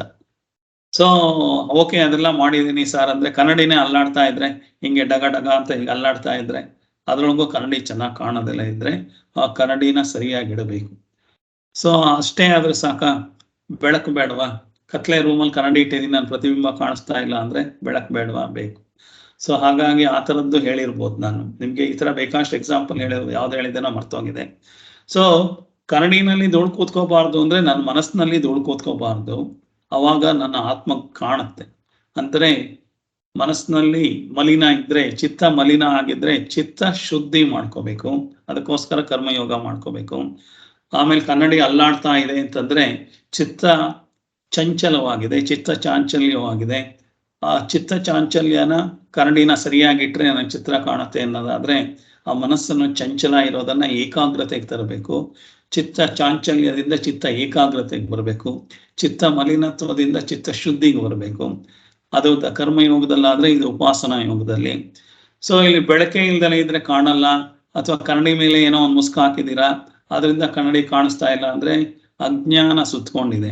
ಬೆಳಕು ಅಂದ್ರೆ ಕತ್ಲೆ ಸುತ್ಕೊಂಡಿದ್ರೆ ಅಜ್ಞಾನ, ಅಥವಾ ಅದ್ರ ಮೇಲೆ ಏನಾರು ಬಟ್ಟೆ ಹಾಕಿ ಅದ್ರ ಮುಚ್ಚಿದ್ರೆ ಅದು ಅಜ್ಞಾನ.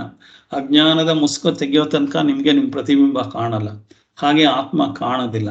ಹಾಗಾಗಿ ಅಜ್ಞಾನದಿಂದ ಜ್ಞಾನ ಬರಬೇಕು ಅಂದ್ರೆ ಆತ್ಮಜ್ಞಾನ ತಿಳ್ಕೋಬೇಕು, ಅಜ್ಞಾನ ನಿವೃತ್ತಿ ಮಾಡ್ಕೋಬೇಕು. ಅಜ್ಞಾನ ನಿವೃತ್ತಿ ಮಾಡ್ಕೊಂಡ್ಮೇಲೆ ಜ್ಞಾನ ಬರುತ್ತೆ. ಹಾಗಾಗಿ ಕನ್ನಡಿನಲ್ಲಿ ನಿಮ್ ಮುಖ ಕಾಣುತ್ತೆ ಅಂದ್ರೆ ಚಿತ್ತಕ್ಕೆ ಇರೋ ಅಜ್ಞಾನನ ತೆಗಿಬೇಕು. ಸೊ ಹಾಗಾಗಿ ಅದನ್ನ ಮಾಡಬೇಕು ಅಂತ ಅದನ್ನ ಹೇಳೋದೇನೆ ಈಗ ಮನಸ್ಸನ್ನ ಶುದ್ಧಿ ಮಾಡ್ಕೊಳ್ಳೋದು, ಸಮಾಧಾನ ಮಾಡ್ಕೊಳ್ಳೋದು ಅಂತಂದ್ರೆ ಮನಸ್ಸಿನ ಸಮಾಧಾನ ಅಂದ್ರೆ ಅದನ್ನ ಹೇಳ್ತಾರೆ. ಹಾಗಾಗಿ ಬೇಕಾದಷ್ಟು ಅದಿಷ್ಟು ಮೂರು ಮಾಡ್ಕೊಳ್ತಿದ್ದಾಗೇನೆ ನಮ್ಮ ಆಸೆಯ ಬೇಕು ಬೇಡ ಎಲ್ಲ ನಮ್ಮ ಮನಸ್ಸಿನಿಂದ ದೂರ ಹೋಗ್ತಾ ಇರುತ್ತೆ. ನನಗೆ ಕೊಟ್ಟಿರೋದ್ರೊಳಗೆ ಬೇಕಾದಷ್ಟು ಸಂತೃಪ್ತಿ ಕಾಣಿಸುತ್ತೆ, ಖುಷಿ ಕಾಣಿಸುತ್ತೆ. ಹಾಗಾಗಿ ಏನಾಗುತ್ತೆ, ನನ್ನ ಮನಸ್ಸು ಒಂದೇ ತರ ಇರುತ್ತೆ. ಹಾಗಾಗಿ ಏನಾಗುತ್ತೆ, ಸೊ ಅಷ್ಟನ್ನ ನಾವು ಮಾಡ್ಕೊಳ್ಳೋದನ್ನ ಆಂತರಿಕ ಸಂಪತ್ತು ಅಂತ ಹೇಳಿದ್ದಾರೆ. ಈ ಆಂತರಿಕ ಸಂಪತ್ತು ಇಲ್ದಲೇ ಇದ್ರೆ ಮನಸ್ಸು ಭಾರ ಆಗ್ತಾ ಇರುತ್ತೆ, ಮನೋಭಾರ ಆಗ್ತಾ ಇರುತ್ತೆ. ಸೊ ಅದನ್ನ ಮಾಡಬೇಕು ಅಂತ ಹೇಳಿ ಶಮ ದಮ ಉಪರಮ ತಿತಿಕ್ಷಾ ಶ್ರದ್ಧಾ ಸಮಾಧಾನ ಅಂತ ಹೇಳಿದ. ಬೇಕಾದಷ್ಟು ಉದಾಹರಣೆಗಳು ಹೇಳಿದ್ದೀನಿ, ಬೇಕಾದಷ್ಟು ವಿಚಾರಗಳು, ಒಂದೊಂದನ್ನು 1.5 ಗಂಟೆ 2 ಗಂಟೆ 3 ಗಂಟೆ ಕ್ಲಾಸ್ ಮಾಡಿದ್ದೀನಿ. ಇದೆಲ್ಲವುದುವೆ ನಮಗೆ ಇದರೊಳಗಡೆ ಯಾವುದು ನಾನು ವಿಡಿಯೋದಲ್ಲಿದೆ, ಆ ವಿಡಿಯೋದಲ್ಲಿ ನೋಡ್ಬೋದು ನೀವು. ಸೊ ಹಾಗಾಗಿ ಅದನ್ನ ಮಾಡ್ತಾ ಹೋಗ್ಬೇಕು. ಸೊ ಅದನ್ನ ಮಾಡೋದ್ರಿಂದ ನಮಗೆ ಈ ಆಂತರಿಕ ಸಂಪತ್ತು ಸಂಪಾದನೆ ಆಗ್ತಾ ಹೋಗುತ್ತೆ. ಸೊ ಶ್ರದ್ಧಾ ಕೀದೃಶಿ ಸಮಾಧಾನಂ ಕಿಂ ಅಂತ ಎಲ್ಲ ಆಯ್ತು. ಸೊ ಅದಿಷ್ಟು ಹೇಳಿದ ಮೇಲೆ ಕೊನೆಗೆ ಮುಮುಕ್ಷತ್ವದ ಬಗ್ಗೆ ಹೇಳ್ತಾರೆ. ಸೊ ನಾವೇನ್ ಮಾಡಬೇಕು ಅಂತಂದ್ರೆ ಮೊದಲು ಈ ಇವರು ಏನ್ ಹೇಳಿದ್ದು ಅಂತಂದ್ರೆ, ಈ ನಮ್ಮ ಮನಸ್ಸನ್ನ ಏಕಾಗ್ರತೆಗೆ ತಗೊಂಬರೋದ್ರಿಂದ ನಮ್ಮ ಮನಸ್ಸನ್ನ ಒಳಗಡೆಗೆ ತಗೊಂಬರಕ್ಕಾಗತ್ತೆ. ಒಳಗಡೆಗೆ ತಗೊಂಡ ಮೇಲೆ ಹೊರಗಡೆ ಓಡ್ತಾ ಇರೋ ಮನಸ್ಸನ್ನ ಒಳಗಡೆಗೆ ನಾವು ಆತ್ಮಜ್ಞಾನದ ಕಡೆಗೆ ತಿರುಗಿಸೋದ್ರಿಂದ ಅದನ್ನ ಮಾಡ್ಕೊಳ್ಳೋದು ಚಿತ್ತ ಶುದ್ಧಿ, ಚಿತ್ತ ಏಕಾಗ್ರತೆ, ಆಮೇಲೆ ಅಜ್ಞಾನ ನಿವೃತ್ತಿ ಮಾಡ್ಕೊಳ್ಳೋದ್ರಿಂದ ಮನಸ್ಸು ಒಳಗಡೆಗೆ ಬರುತ್ತಾ ಹೋಗುತ್ತೆ. ಒಳಗಡೆಗೆ ಬಂದ್ಮೇಲೆ ವಿವೇಕ ಮತ್ತು ವೈರಾಗ್ಯ, ಆ ಜ್ಞಾನನ ಪಡ್ಕೊಂಡ್ಮೇಲೆ ಮೊದಲು ಶಮ ಅಂತಂದ್ರೆ ಮನಸ್ಸನ್ನ ನಿಗ್ರಹ ಮಾಡಿದಾಗ ನನ್ನ ಹಿಡಿತಕ್ಕೆ ಬರುತ್ತೆ, ನನ್ನ ಆತ್ಮಜ್ಞಾನದ ಹಿಡಿತಕ್ಕೆ ಬರುತ್ತೆ. ದಮ ಅಂದ್ರೆ ಇಂದ್ರಿಯ ನಿಗ್ರಹನೂ ಮಾಡೋದಕ್ಕೆ ಬರುತ್ತೆ ನಮಗೆ. ಉಪರಮ ಅಂದ್ರೆ ಅವೆರಡನ್ನೂ ಒಂದೇ ಲೆವೆಲಲ್ಲಿ ಉಳಿಸ್ಕೊಳಕ್ಕಾಗತ್ತೆ ಮಾಡಿರೋದನ್ನ. ಆಮೇಲೆ ತಿತಿಕ್ಷಾ ಅಂದ್ರೆ ಎಷ್ಟೇ ಕಷ್ಟದ ಪರಿಸ್ಥಿತಿನಲ್ಲೂ ಅದನ್ನ ಬಿಡದಲೇನೆ ಸಹಿಷ್ಣುತೆಯಿಂದ ಅದನ್ನೇ ಕಾಪಾಡ್ಕೊಂಡು ಹೋಗೋಕ್ಕೂ ಬರುತ್ತೆ. ಗುರು ಶಾಸ್ತ್ರದ ಮೇಲೆ ಶ್ರದ್ಧೆ ಇಟ್ಕೊಂಡಿರೋದ್ರಿಂದ ಮನಸ್ಸು ಯಾವಾಗ್ಲೂ ಹೊರಗಡೆ ಹೋಗೋದ್ ಬಿಟ್ಟು ಒಳಗಡೆ ಅಂತರ್ಮುಖಿಯಾಗಿ ಒಳಗಡೆ ಹೋಗ್ತಾ ಇರುತ್ತೆ. ಸಮಾಧಾನ ಆಗ್ತಾ ಆಗ್ತಾ ಏಕಾಗ್ರತೆ ಜಾಸ್ತಿಯಾಗಿ ಜ್ಞಾನ ಮಾರ್ಗ ಪಡ್ಕೊಳ್ಳೋ ಸುಖವಾಗಿ ಅದರಿಂದ ಪರ್ಮನೆಂಟ್ ಆಗಿ ಆನಂದ, ಪರ್ಮನೆಂಟ್ ಆಗಿ ಸಂತೋಷ ಸಿಗ್ತಾ ಹೋಗುತ್ತೆ. ಹೀಗೆ ಇರೋದು ಸಾಧನೆಗೆ ಪೂರಕ ಅಂತ ಸಾಧನ ಚತುಷ್ಟಯದಲ್ಲಿ ಹೇಳಿದ್ದಾರೆ. ಸಾಮಾನ್ಯ ಸಾಧನೆ ಮಾಡ್ಬೇಕಾದ್ರೆ ಸಾಧಕ, ಸಾಧನೆ, ಸಾಧ್ಯ, ಸಿದ್ಧಿ, ಸಿದ್ಧ ಅಂತ ಅಂದ್ಬಿಟ್ಟು ಹೇಳಿದ್ದೆ ನಿಮಗೆ. ಒಬ್ಬ ಸಾಧನೆ ಮಾಡಬೇಕು ಅನ್ನೋದು ಎಲ್ರಿಗೂ ಗೊತ್ತಿದೆ. ಸಾಧನೆ ಮಾಡೋದಕ್ಕೆ ಸಾಧನ ಬೇಕು. ನಾನು ಮೈಸೂರಿಗೆ ಹೋಗ್ಬೇಕು ಅಂತ ಗೊತ್ತಿದ್ರೆ ಆಗಲ್ಲ. ಮೈಸೂರಿಗೆ ನಾನು ಹೋಗ್ಬೇಕಾದ್ರೆ ಒಂದು ವೆಹಿಕಲ್ ಬೇಕು. ಅದು ಸ್ವಂತದ್ದ, ಗೌರ್ಮೆಂಟ್ನವ್ದ, ರೈಲ, ಬಸ್ಸ, ಲಾರಿನ ಅಥವಾ ಕಾರ, ಮೋಟರ್ ಬೈಕ, ನಡ್ಕೊಂಡು ಹೋಗೋದ ಅಂತನಾದ್ರು ಆ ಸಾಧನದ ಬಗ್ಗೆ ವಿವೇಕ ಬೇಕು, ಅದ್ರ ಬಗ್ಗೆ ತಿಳ್ಕೋಬೇಕು. ಸಾಧನನ ಮಾಡಿಕೊಂಡು ಸಾಧನೆ ಕಡೆಗೆ ಹೋಗ್ಬೇಕಾದ್ರೆ, ನಾನು ಮೈಸೂರಿಗೆ ಹೋಗ್ಬೇಕಾದ್ರೆ ಏನ್ ಬೇಕು ಅಲ್ಲಿ ಅನ್ನೋದು ಗೊತ್ತಿದ್ರೆ ಮಾತ್ರ ನಾವು ಮೈಸೂರು ಬೇಕು ಅಂತ ಹೋಗ್ಬೇಕು. ಸುಮ್ನೆ ಮೈಸೂರಿಗೆ ಹೋಗ್ಬರ್ತೀನಿ ಅಂದ್ರೆ ವೇಸ್ಟ್ ಆಫ್ ಜೀವನ ಹಾಗಾಗುತ್ತೆ. ಅದೆಲ್ಲ ಆಗಿದ್ರು ಮೈಸೂರಿಗೆ ಹೋಗ್ಬೇಕಾದ್ರೆ ಫುಲ್ ಮಳೆ ಆಗ್ಬಿಟ್ಟು ರೋಡ್ ಎಲ್ಲ ಕೆಟ್ಟೋಗಿದೆ, ಯಾವ ಕಡೆಯಿಂದನೂ ಮೈಸೂರಿಗೆ ಹೋಗಕ್ ಆಗಲ್ಲ ಅಂತ ನ್ಯೂಸ್ ಇದ್ರೆ ಸಾಧನೆ ಗೊತ್ತಿದೆ, ಸಾಧನ ಗೊತ್ತಿದೆ, ಆದ್ರೆ ಸಾಧ್ಯತೆ ಇಲ್ಲ ಹೋಗೋದಕ್ಕೆ. ಹಾಗಾಗಿ ಅದು ಸಾಧ್ಯ ಆಗಲ್ಲ. ಸಾಧ್ಯ ಅನ್ನೋದನ್ನ ತಿಳ್ಕೋಬೇಕು, ಸಾಧನ ಇರಬೇಕು, ಸಾಧನೆ ಇರಬೇಕು. ಅದಿಷ್ಟು ಇದ್ದಾಗ ನಾನು ಸಾಧಕ ಆಗ್ತೀನಿ. ಅವಾಗ ಏನಾಗುತ್ತೆ, ನಾನು ಗುರಿ ಮುಟ್ತೀನಿ. ಗುರಿ ಮುಟ್ಟಿದಾಗ ಸಿದ್ಧಿ ಆಗತ್ತೆ. ಸಿದ್ಧಿ ಆದ್ಮೇಲೆ ಅದರೊಳಗೆ ನಾನು ನೆಲೆಸಿದ್ರೆ ನನ್ನ ಸಿದ್ಧ ಪುರುಷ ಅಂತ ಹೇಳ್ತಾರೆ. ಅವಾಗ ನನ್ನ ಜ್ಞಾನಿ ಅಂತ ಹೇಳ್ತಾರೆ.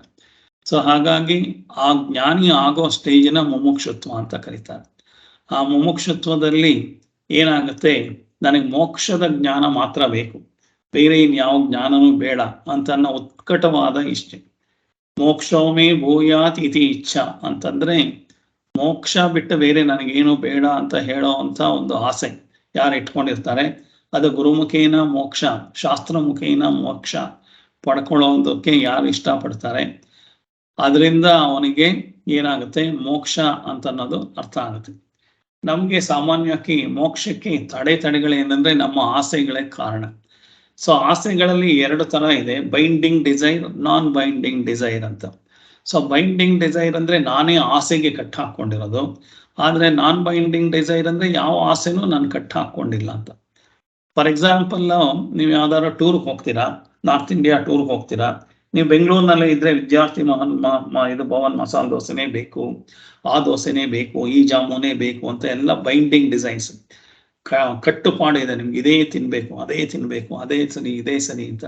ಅಂದ್ರೆ ಆ ಡಿಸೈರ್ ಬೈಂಡಿಂಗ್ ಮಾಡ್ಕೊಂಡಿದ್ದಾರೆ. ನೀವೇನು ಬೈಂಡಿಂಗ್ ವೈರ್ ಹಾಕಿ ಕಟ್ಕೊಂಡ್ಬಿಟ್ಟಿದ್ದಾರೆ, ಬೇರೆ ಯಾವ ದೋಸೆ ಕೊಟ್ಟರು ಸಮಾಧಾನ ಇಲ್ಲ. ನಾರ್ತ್ ಇಂಡಿಯಾ ಟೂರ್ ಹೋಗ್ತೀರಾ, ಎಲ್ಲ ಪಂಜಾಬು ಅಲ್ಲಿ ಇಲ್ಲಿ ಹೋದ್ರೆ ಅಲ್ಲಿ ಏನ್ ನೀವು ಬೇಕಾಗಿ ಸೌತ್ ಇಂಡಿಯನ್ ತಿಂಡಿ ಸಿಗತ್ತಾ? ಸಿಗಲ್ಲ. ಅಲ್ಲಿ ಯಾವ್ದೋ ದೋಸೆ ಕೊಟ್ರೆ ವಿಧಿ ಇಲ್ದಲೆ ತಿಂತೀನ. ಅಂದ್ರೆ ಮನಸ್ಸು ಎಲ್ಲದಕ್ಕೂ ಅಡ್ಜಸ್ಟ್ ಆಗುತ್ತೆ. ಹೊಟ್ಟೆ ಹಸಿತಾ ಇದೆ, ಯಾವ ದೋಸೆ ಯಾವ ತರ ಇದ್ರೇನು ಅಂತ ತಿಂತೀನ. ಇಲ್ಲದೆ ಹೋದ್ರೆ ಇನ್ಯಾವುದೋ ಒಣಗೋಗಿದ್ ರೊಟ್ಟಿನ ಚಪಾತಿ ತಿನ್ನಕ್ಕಿನ ಇದು ವಾಸಿ. ಇಡ್ಲಿ ಕಲ್ಲಾಗಿದ್ರು ತಿಂತೀರಾ, ಸಾಂಬಾರ್ ಚೆನ್ನಾಗಿಲ್ದೆ ಆದ್ರೂ ತಿಂತೀರಾ, ಚಟ್ನಿ ಚೆನ್ನಾಗಿಲ್ದೆ ಆದ್ರೂ ತಿಂತೀರಾ.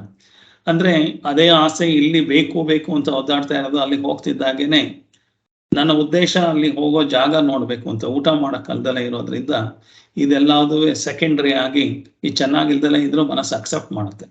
ಹಾಗೆ ಮೋಕ್ಷದ ಮೇಲೆ ಆಸೆ ಇದ್ದಾಗ ಈ ಪ್ರಾಪಂಚಿಕ ವಿಷಯಗಳೇನಿದೆ ಅದು ದ್ವೇಷ, ದುಃಖ ಅದೆಲ್ಲ ಅದರಿಂದನೂ ಹೊರಗೆ ತಗೊಂಬಂದು ನಮ್ಮ ಇಷ್ಟ ಕಷ್ಟಗಳನ್ನೆಲ್ಲ ಬಿಡಿಸಿ ನಮ್ಮನ್ನ ಮೋಕ್ಷದ ಕಡೆಗೆ ಕರ್ಕೊಂಡು ಹೋಗುತ್ತೆ. ಹಾಗಾಗಿ ಆ ಕಡೆಗೆ ಹೋಗ್ಬೇಕಾಗುವಂಥದ್ದನ್ನ ಮೋಕ್ಷ ಜ್ಞಾನ ಅಂತ ಹೇಳ್ತಾರೆ, ಮುಮುಕ್ಷುತ್ವ ಜ್ಞಾನ ಅಂತ. ಆ ಮುಮುಕ್ಷುತ್ವ ಜ್ಞಾನ ಇಂದ ಏನಾಗುತ್ತೆ, ನಮ್ಮ ಭಯ ಆತಂಕ ಅದೆಲ್ಲದುವೆ ಕಡಿಮೆಯಾಗಿ ಸತ್ಸಂಗದ ಕಡೆಗೆ ನಮ್ಗೆ ಕರ್ಕೊಂಡು ಹೋಗುತ್ತೆ. ಸತ್ಸಂಗದಿಂದ ಏನಾಗುತ್ತೆ, ನಮಗೆ ಹೇಗೆ ಮೋಕ್ಷ ಅಚೀವ್ ಮಾಡ್ಬೋದು ಅನ್ನೋದು ಗೊತ್ತಾಗುತ್ತೆ. ಆತ್ಮಜ್ಞಾನ ಪ್ರಾಪ್ತಿ ಆಗುತ್ತೆ.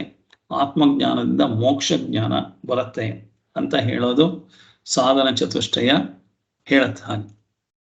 ಹಾಗಾಗಿ ಸತ್ಸಂಗತ್ವೇ ನಿಸ್ಸಂಗತ್ವಂ, ನಿಸ್ಸಂಗತ್ವೇ ನಿರ್ಮೋಹತ್ವಂ, ನಿರ್ಮೋಹತ್ವೇ ನಿಶ್ಚಲತತ್ವಂ, ನಿಶ್ಚಲತತ್ವೇ ಜೀವನ್ಮುಕ್ತಿ ಅಂತ ಹೇಳಿದ್ದಾರೆ ಶಂಕರಾಚಾರ್ಯರು 4ನೇ ಲೈನಲ್ಲಿ.